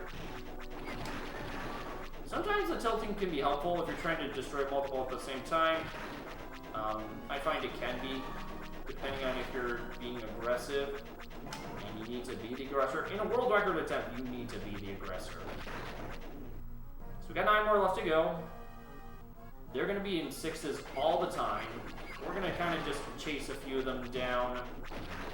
And then we're gonna just kind of go back, you know, back to the wall here. I'm gonna be just letting them chase me while I chase 2 of them. I may be in a little danger. I'm gonna start with this one right here. My motive is I like to pick the ones that are running away from me and then deal with these annoying ones. They should be easier. Now, I gotta be careful. Try not to get too close. So I made it run away. I had to get in some contact, but I didn't want to put too much contact in. Otherwise, I was going to get destroyed and have to fight all 30 all over again. So what I'm going to do now that I'm in here is destroy myself. So we can start with a fresh supply. It's convenient.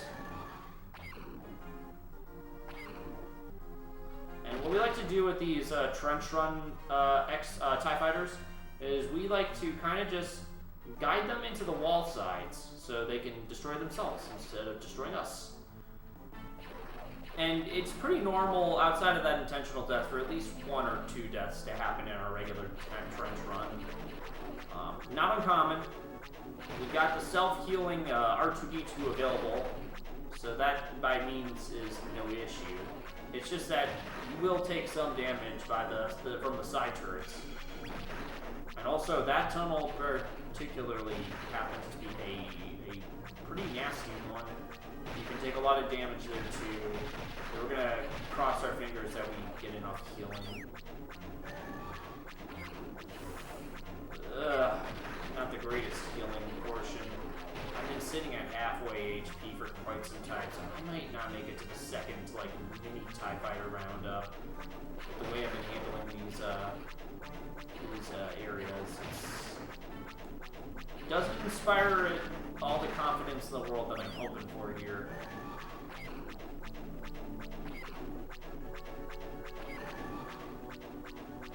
We have a bit of a waiting period here.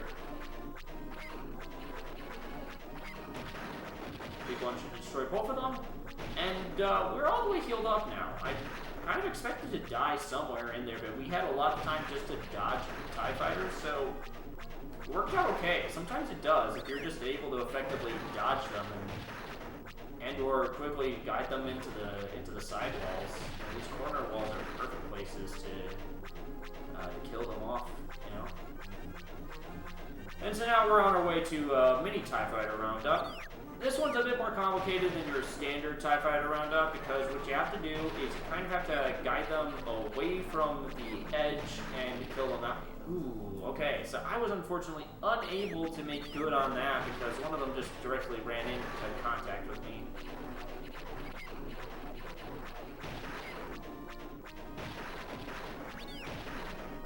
Our friend here is just not getting close enough for me to really, like, get a secure hit there. Okay, if I can get 2 more sets of 2, it'll be worth it. It'll most definitely be worth it.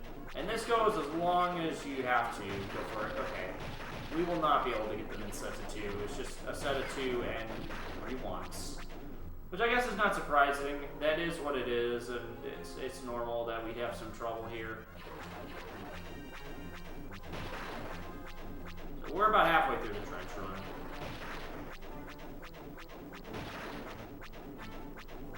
Minorly challenging to tackle each and every single one of these areas.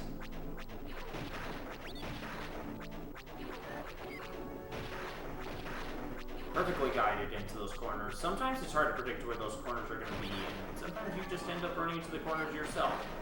One thing I like to try to do is just move a little bit further to the right when I guide them in. Sometimes that allows them to just sort of like get the deception that they're alright. And it can be an easy way to just sort of lure them into this sense of security. See, part of it's kind of like that. It's like, oh, they're that far ahead, so can I. Or it's a bit of some trickery involved, too, because then we can immediately back up. And worst comes to worst, most of the time you just end up, like, destroying R2-D2. Which, yes, maybe not terrible, you just don't get the healing function at the end of the day if that happens to you. So with that all being said, we are done with the TIE Fighters, and now we just kind of have to dodge Darth Vader. I don't know, I think he might hit me. Ooh, he might have gotten a hit on me.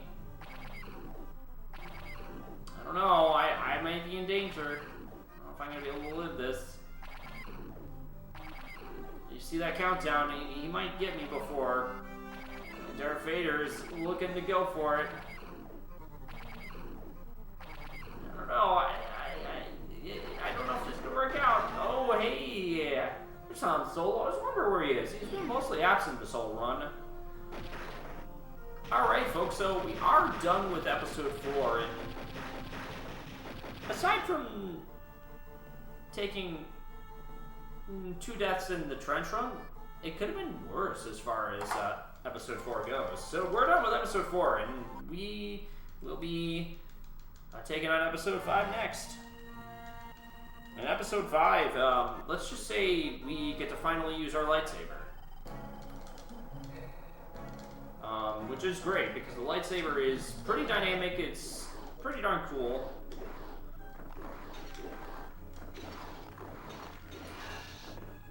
And it works really nicely in tandem with the dash ability. We got these angry wampas. I'm just so sorely tempted to call them Womp Womps, but they aren't.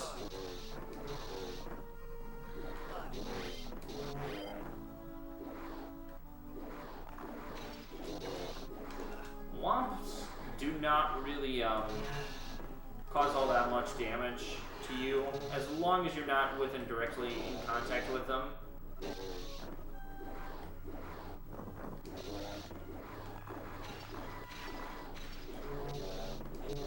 All you have to do is kind of lunge with your lightsaber and then go for the kill.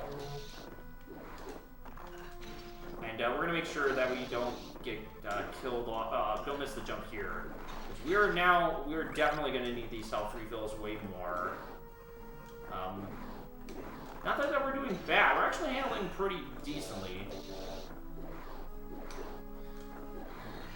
It's just that sometimes, you know, we underestimate like how well we can handle these areas.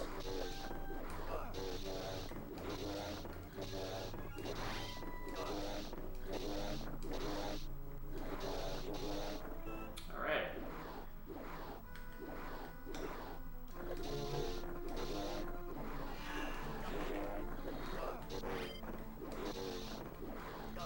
Got 2 more sets of abominable snowmen to deal with. This is the first set.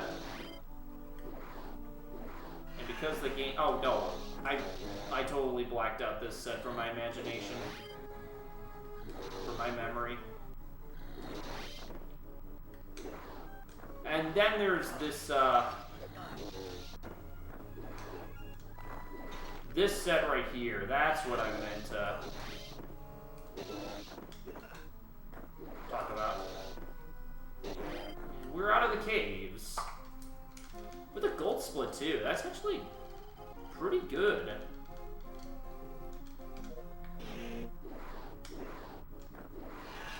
Unlike the, our fuzzy friends in the cave, the snow troopers, they can be dealt with a single uppercut.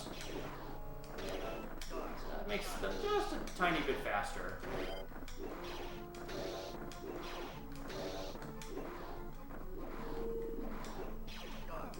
So there you go. Like I mentioned, if you love moving turrets, there they are. And they are annoying. There's no other way to put it.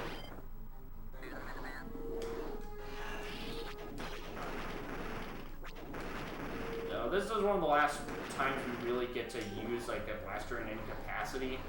But we use it here to sort of deal with some annoyances. I believe there's one more there. What I like to do here is just kind of drop down briefly. And then, you know, jump over as such. Seems like the kill there got a little bit delayed. We killed the snow troopers on the bottom. And then we go to the top. Yeah, it's not too difficult to do it in that order.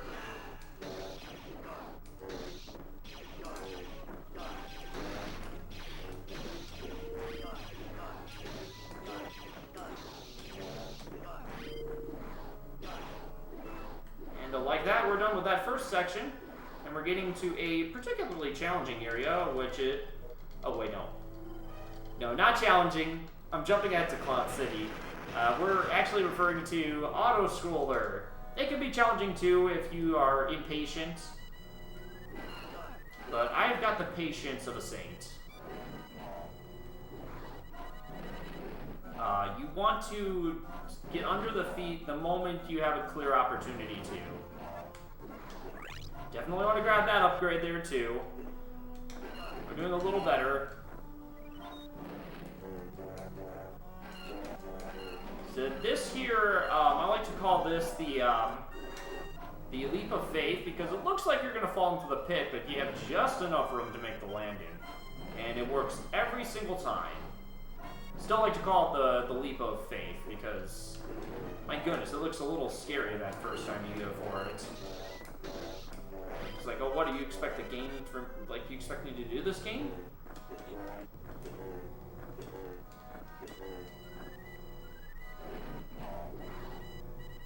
as long as you're concentrated and focused, you know, you should be able to make it out of here A-okay.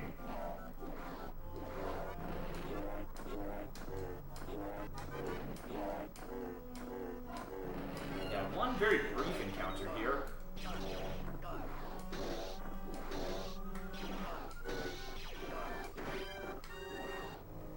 And that's the encounter that you're going to get to see in the middle right here. Another bit of a leap of faith here. You have a little bit of time to kind of sit under the foot before you have to really dash for it.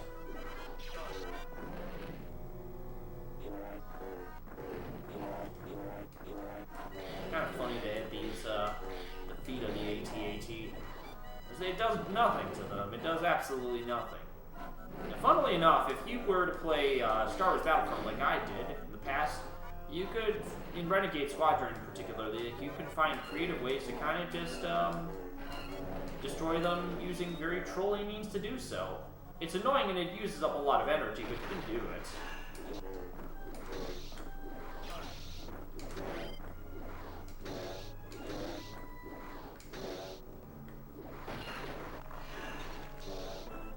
Let's start with one side.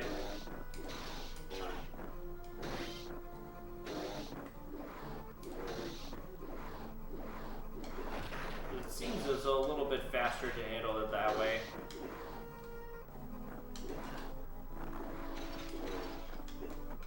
A little bit scary at first when you go for that. And then we just kind of shoot the Scout Trooper that way. Oh wait, Scout Troopers from episode 6. These are Snow Troopers, I call them. So you just kind of want to go for a non-dash jump up here.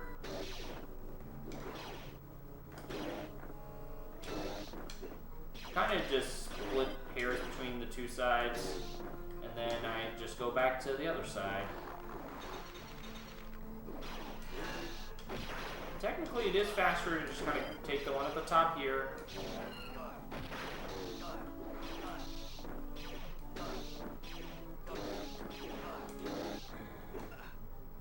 And then to uppercut away.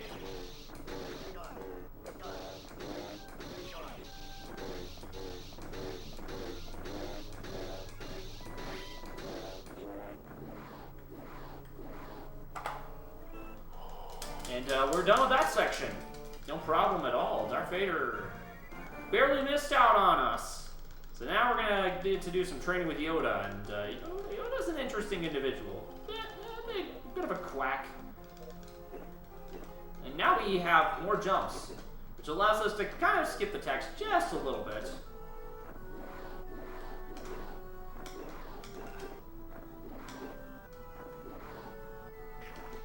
Oh. I thought there was some ground there, but I was wrong about that. So I have a little bit of text mashing. Yoda's just like, oh, the Force, the Force, the Force this, the Force that, and we just kind of listen. It's like, okay, do some training, buddy. I'm like, sure, why not? It's like, okay, sure, I'll train. I'll learn how to use the Force. So you normally use the Force push to push those big old, you know, boulders over.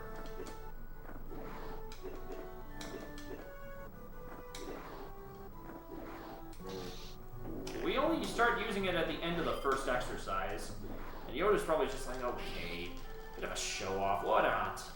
I'm like, you know, I'm just Luke Skywalker, I'm the protagonist.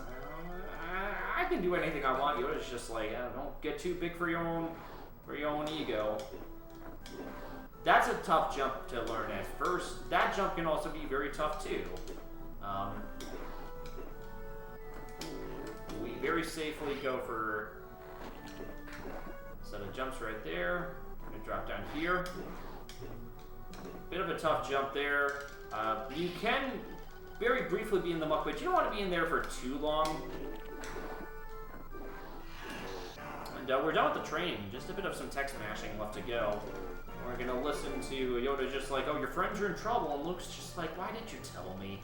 Yoda's just like, please stay. You need to learn the Force. And Luke's like, no. So we fall into the trap, as one does. which was a bad choice, as Yoda said before. We were better off not going here. So we can move faster if we really wanted to. We really don't need to. It actually just winds up just slowing us down all them more. Oh no. So unfortunately, I managed to get R2 hit, which is never good because he's gonna have to heal. And I got a little bit too far ahead of him, ahead of R2 as well, so that's not great either.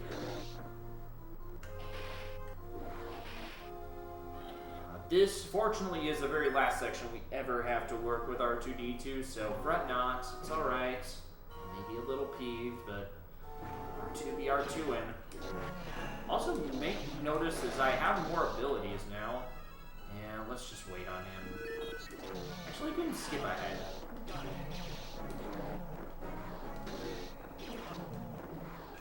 Go back up.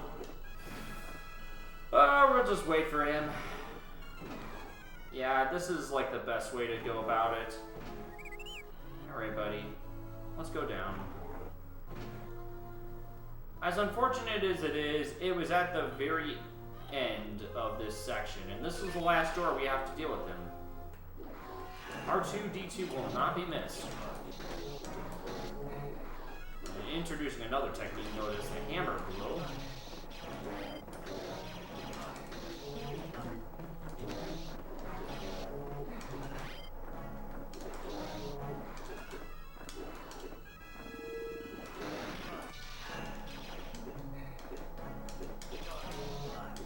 And the hammer blow has got quite a bit of utilization in terms of its distance.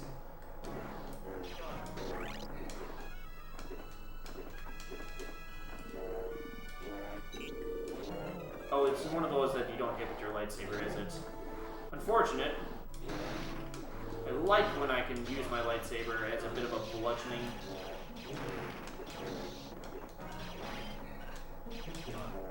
Bludgeoning ram.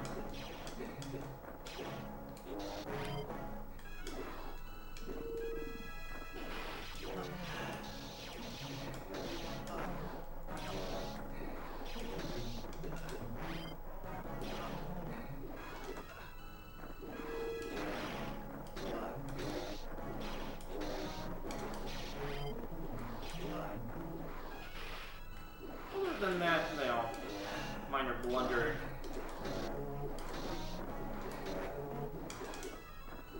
Not doing half bad.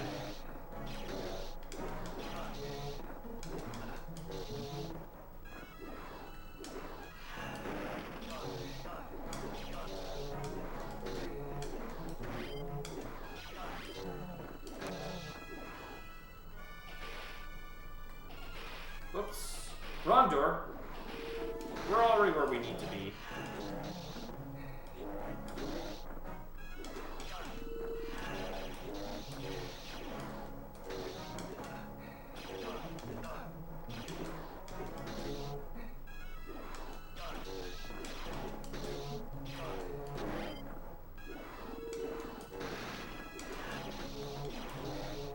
We're going to be using a lot of, lightsaber techniques that will cover a lot of ground. In which case we, just go for the wheelie slash, circular slash, probably a better term for it.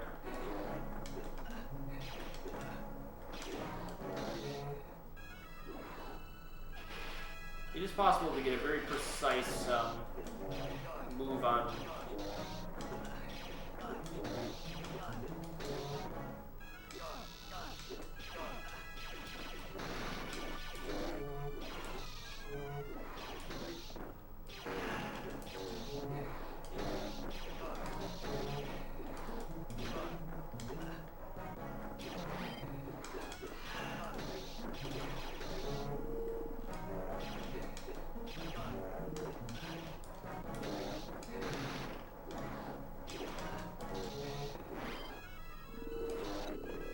There we go, that's an example of what you hit with the lightsaber. For some reason,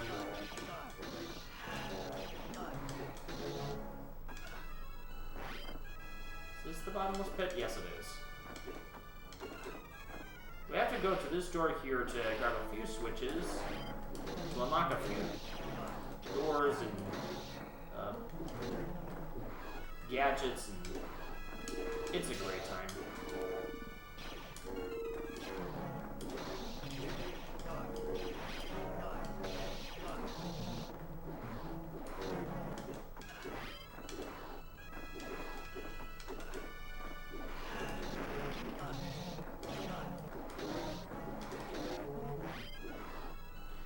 Our lightsabers have so many different options for how we can tackle this area, so we get to try a lot of cool different lightsaber strategies. Just gonna make sure that I carefully handle this door here.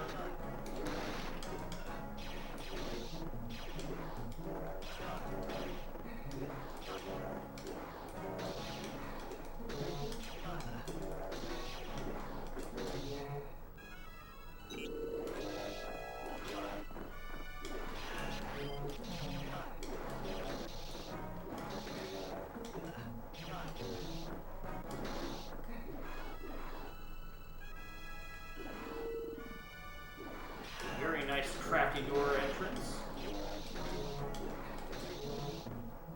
We're dealing with the most annoying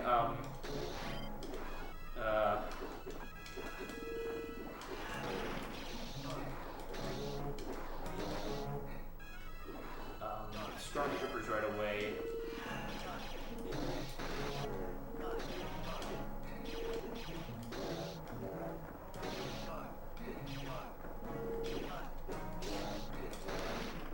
For some reason, you actually have to destroy that droid for this one. I didn't know you had to until now. I guess I'm just so used to demolishing everything, but I have to play it just a bit more carefully. Right now, it may not seem as much of a factor since we can kind of just ramsack through all these sections with our lightsaber, but that's not always true.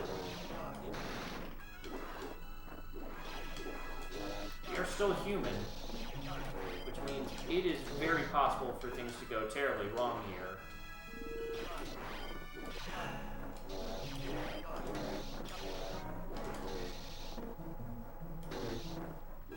I like to kind of keep the continuing philosophy of one side over the other. I always mix up whether it's going to be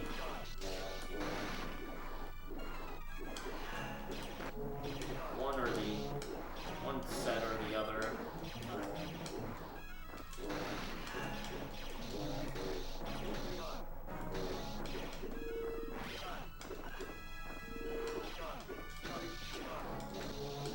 And you can just kind of hammer slash it from the top. And that was a pretty solid Cloud City. Not too bad overall. But now we get to fight Vader. And Vader can be a bit of a good time or a bad time,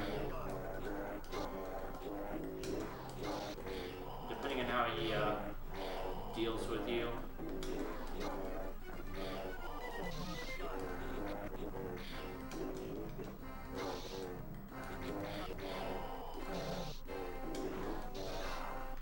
First phase was alright, not the fastest, but before we get too carried away,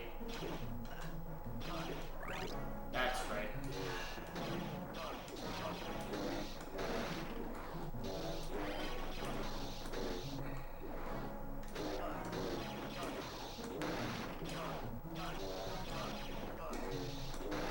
I'm playing it a little easy in that section. The stormtroopers can kind of surround you, so I take care of those first. The flying droids are a little bit less of a priority in that particular section. So now, as a kind of RNG, we want to destroy the window as quickly as possible. And that was really quick. It is not always that quick.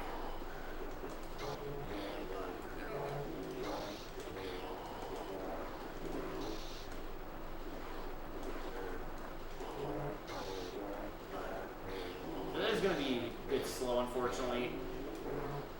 Vader was very trolly in that last section, so we're going to lose like 10 seconds.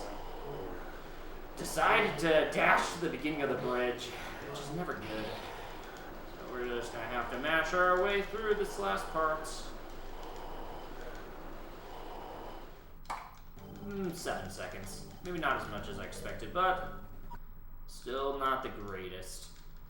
It could have been better. But we're done with episode 5. We're still doing halfway decently for time.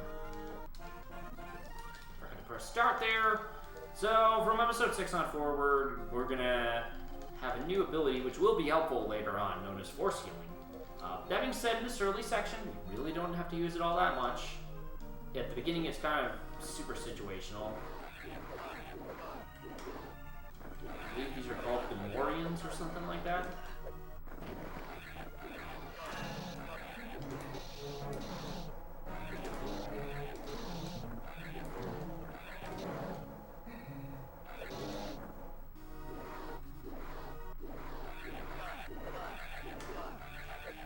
Oh, I thought that... Okay, according to Ghost Boy...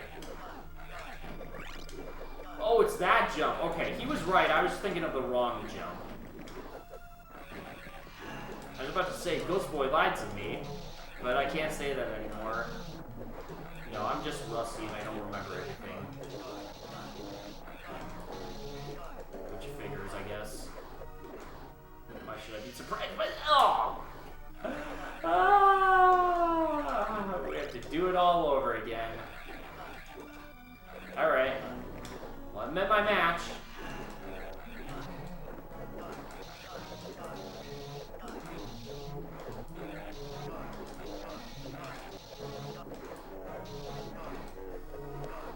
So we want to dash the bottom here and then dash jump. Bit of a minor punishment that we managed to miss out on that one.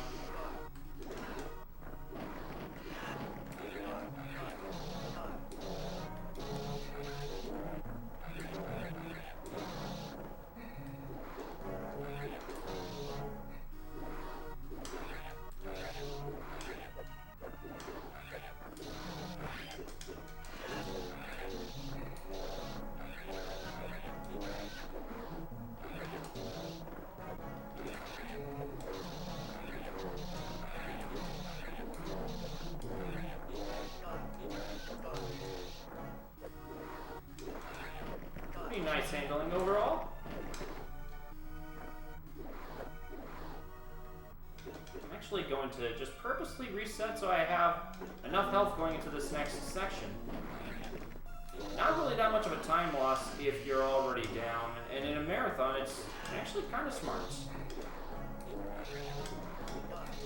Normally we would not do that if we're on world record pace.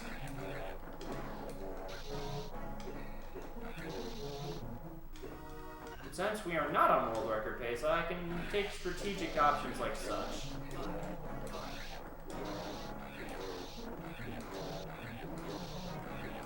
And it costs more time to force heal than it does to fall into the bottomless void. If the game was a little bit more costly with how you had to manage lives here, it wouldn't be such a great choice.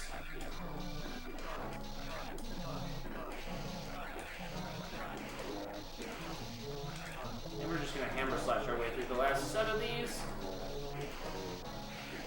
And that's the end of the Jabba's Palace interior. And we actually saved time because of that strategic move, so it worked out in my favor. I must have had a death somewhere in one of those sections last time I did it, which I guess no big deal. Do you guys like RNG boss fights? That's where the Rancor is. So what I'm going to do is I'm going to purposely take a few hits. Let him bring some rocks down. You may notice I'm just going to keep on doing that, and hope I have enough. Alright, I should have enough.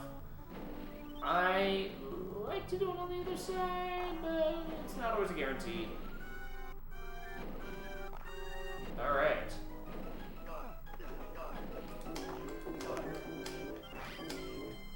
Are you serious? Okay. Oh, I didn't have enough? Bro, that's unfortunate. That's mean. That should have worked the first few times. Okay, Rancor got the better of me. Probably should have started off on the other side, but it's okay. We're in the auto-scrollerville, which is fun.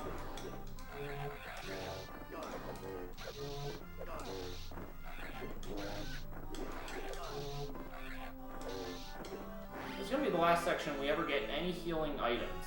Because from Endor on forward, we are going to have to force heal if we are going to get energy back.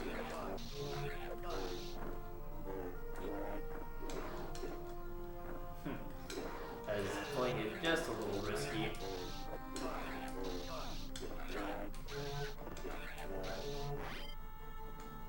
Alright.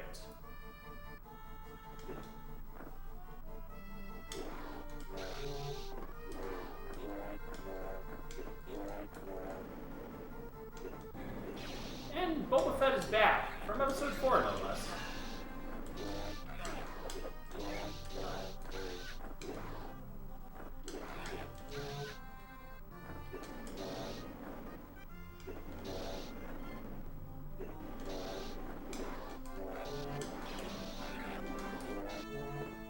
The sooner we take care of them, the better.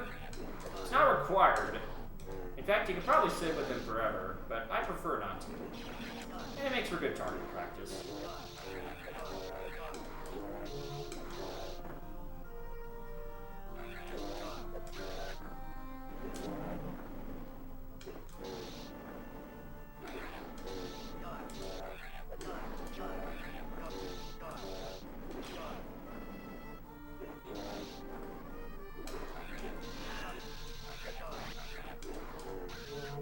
So he's actually already gone, but he's going to be gone again. Apparently the game wants you to finish him off in this section too, which, like, okay, whatever. Cool story, bro. We have to kind of quickly go down here to be able to quickly pick up our last health refill that we get.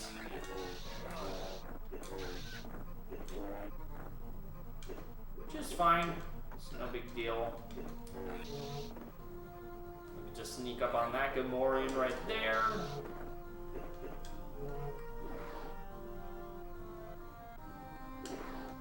I could be wrong about the names, because I'm not, like, that knowledgeable of Star Wars. I've watched the movies, but it's not like I dig that deep into them.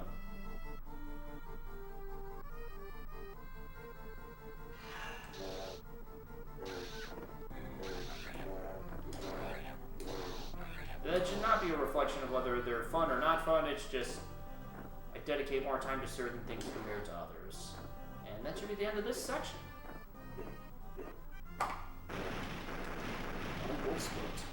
What can I say? Pretty good at getting those.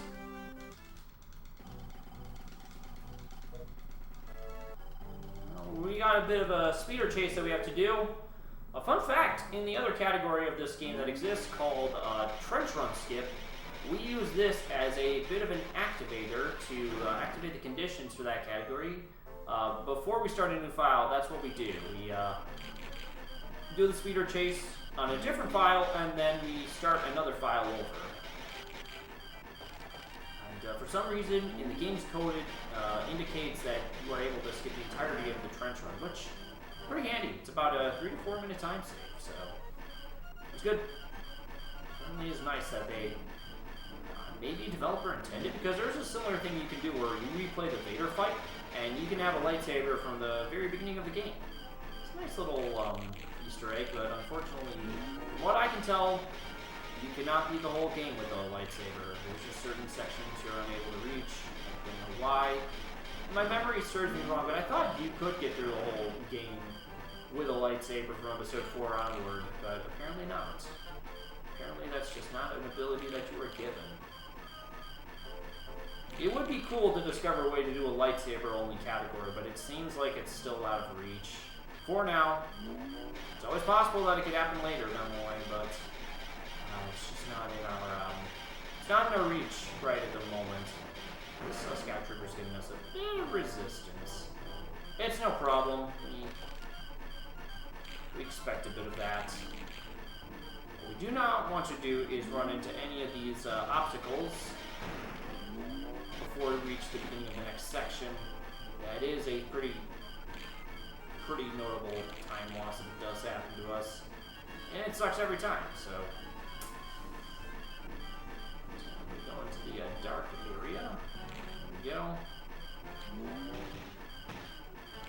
destroy that scout trooper when we have the chance to.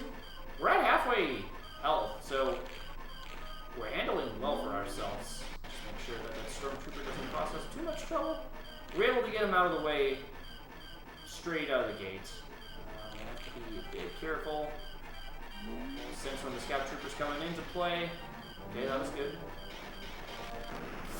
And that is a death. Which is fine, it's no big deal. It happens to the best of us.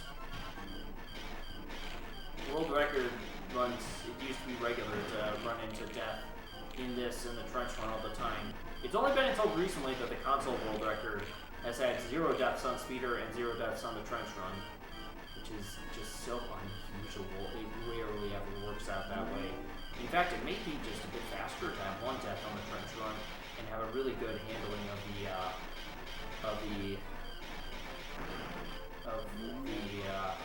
what is it? Have a better handling on the TIE mini fighter roundup in the trench run itself.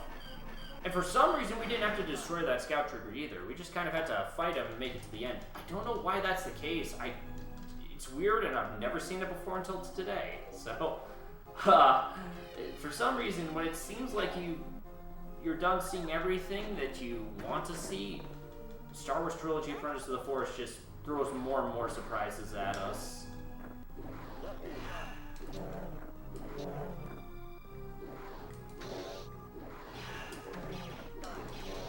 We have the Force Blitz ability, which is really nice, but I rarely use it, because you can clear the scout troopers away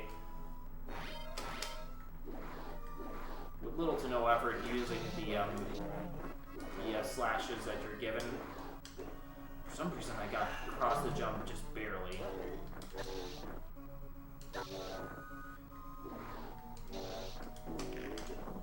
On that first one, that's still surprising me a little bit. You know, it's just like you're always learning something new.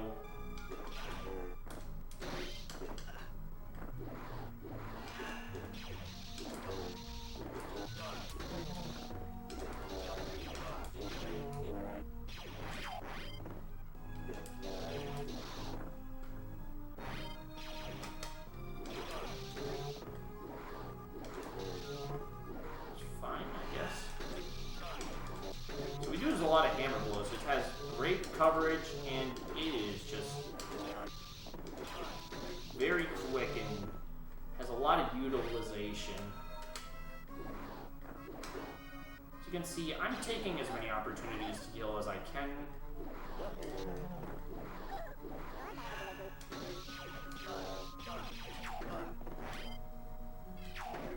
Now I'm going to use a bit more force blitzing.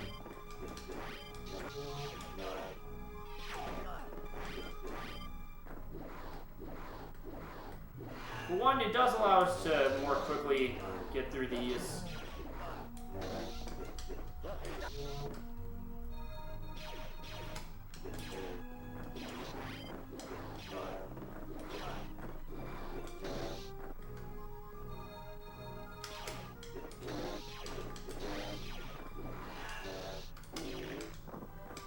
Also, just a bit more quickly get through that area. Now we got flying insects. Oh my. Real bad.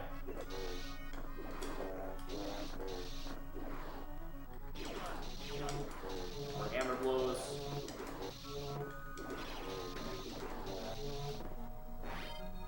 I'm trying to remember if we go to that side or the... Okay, it's the other side.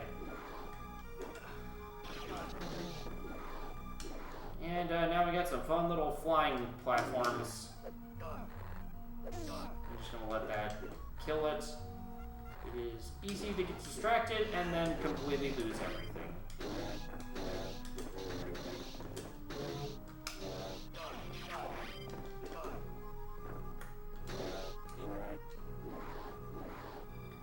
Guess that's alright.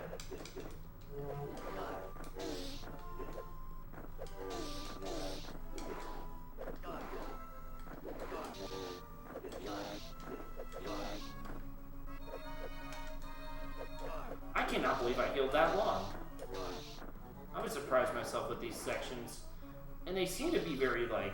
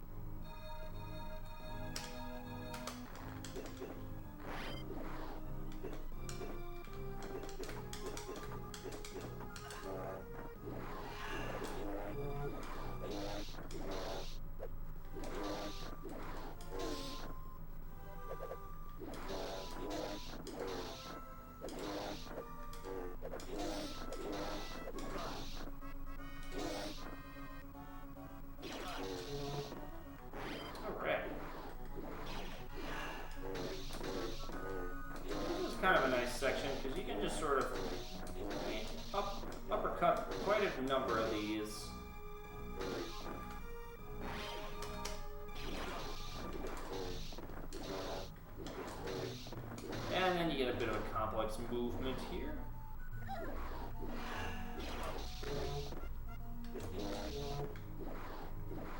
And we got bees. No, not the bees.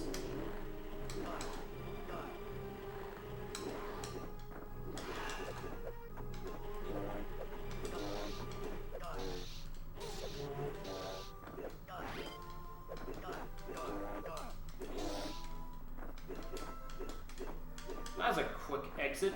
Sometimes that exit takes a little bit longer than it should to scroll out.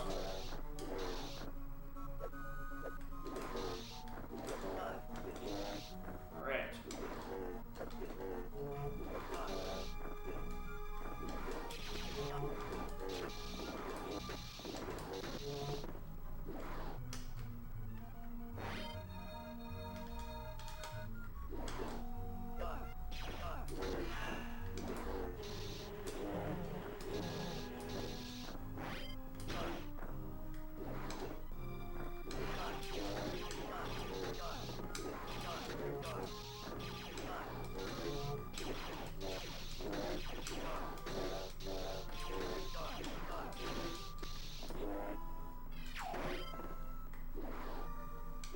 Oh, I forgot about the scary one.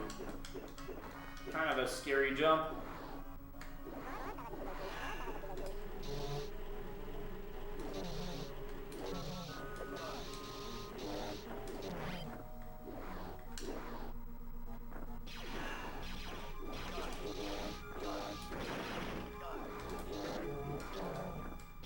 A little danger here. You have to do some healing. Not gonna do too much healing.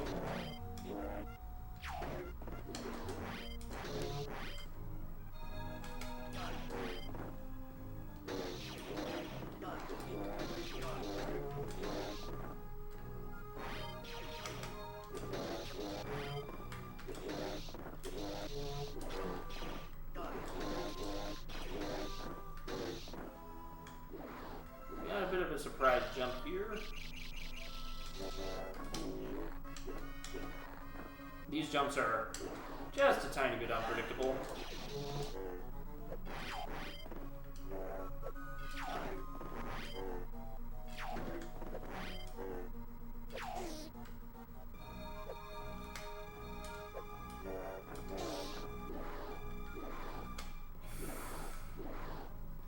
And I have to be very careful for this last jump too.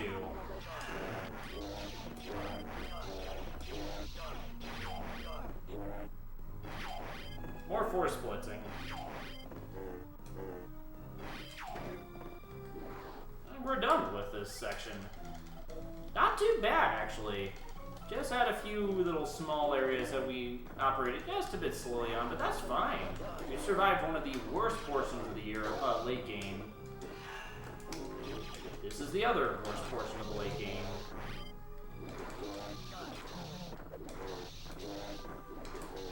Even without that extra health, I'm handling alright. It's just that in the early game, not having that extra health can be pretty consequential.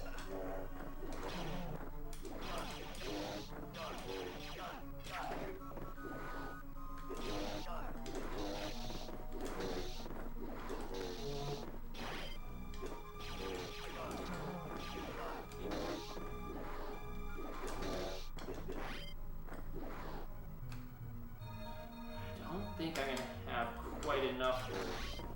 I have to grab a bit more force.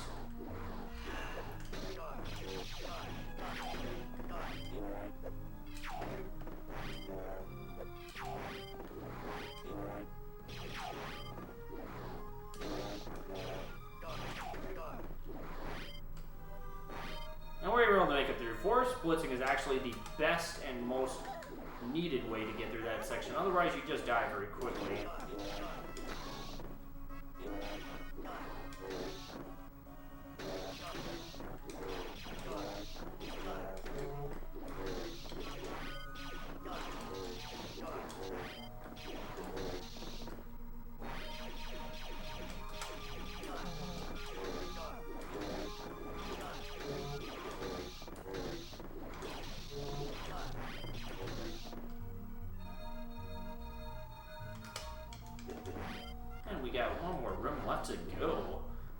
into our boss fight. So we got a big set of scout troopers to fight here.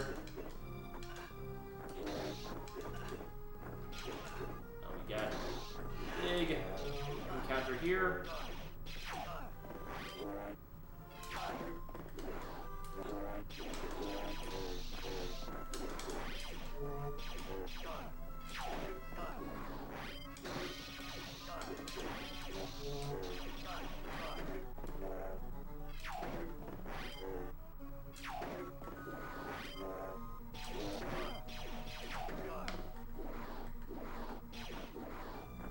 Hopefully have, just enough force to make it through that final area, and then we got a whole lot of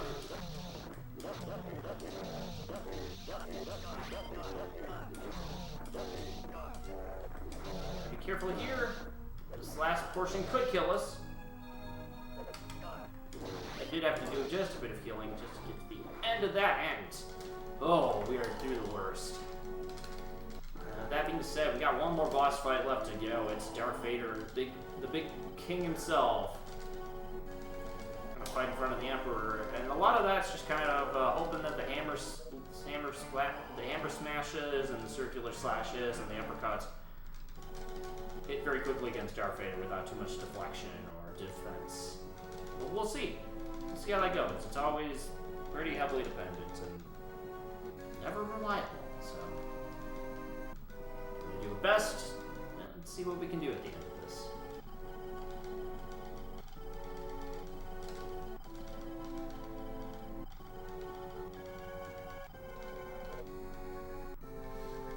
So we got a bit of tech smashing and then a bit of fighting in between and more tech smashing, and get through the rest of that run.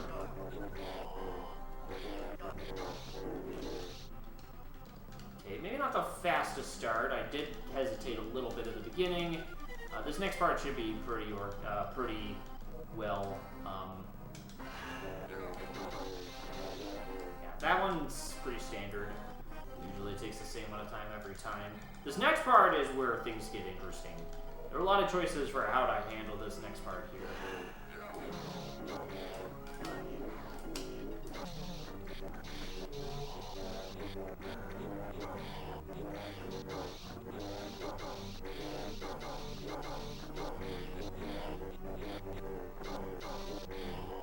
I wonder if that force push actually helped out or not. We'll have to find out soon.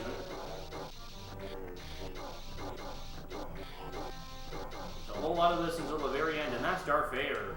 We're basically done with the run. Do a lot of tech smashing, and there we go. Pretty much done here. Just a little extra tech smashing to wrap things up. Final few cutscenes. Time is going to be when we get to see that night sky with our heroes at the front. So we're going to get there right now.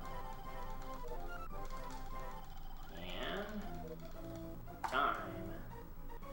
1:13:39, which is actually not too far off one of the world records I had beforehand, which was like a 1:13 something. I don't know exactly what, but it was, yeah.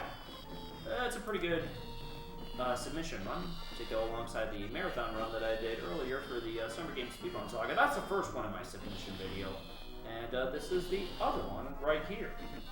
So yeah, folks, that was the Apprentice of the Force Star Wars Trilogy. It's a fun run. It's very cool. There's a lot of, varied things you can go for, and I consider it to be pretty neat. And yeah, I had a fun time with it, and I hope you all had fun watching too.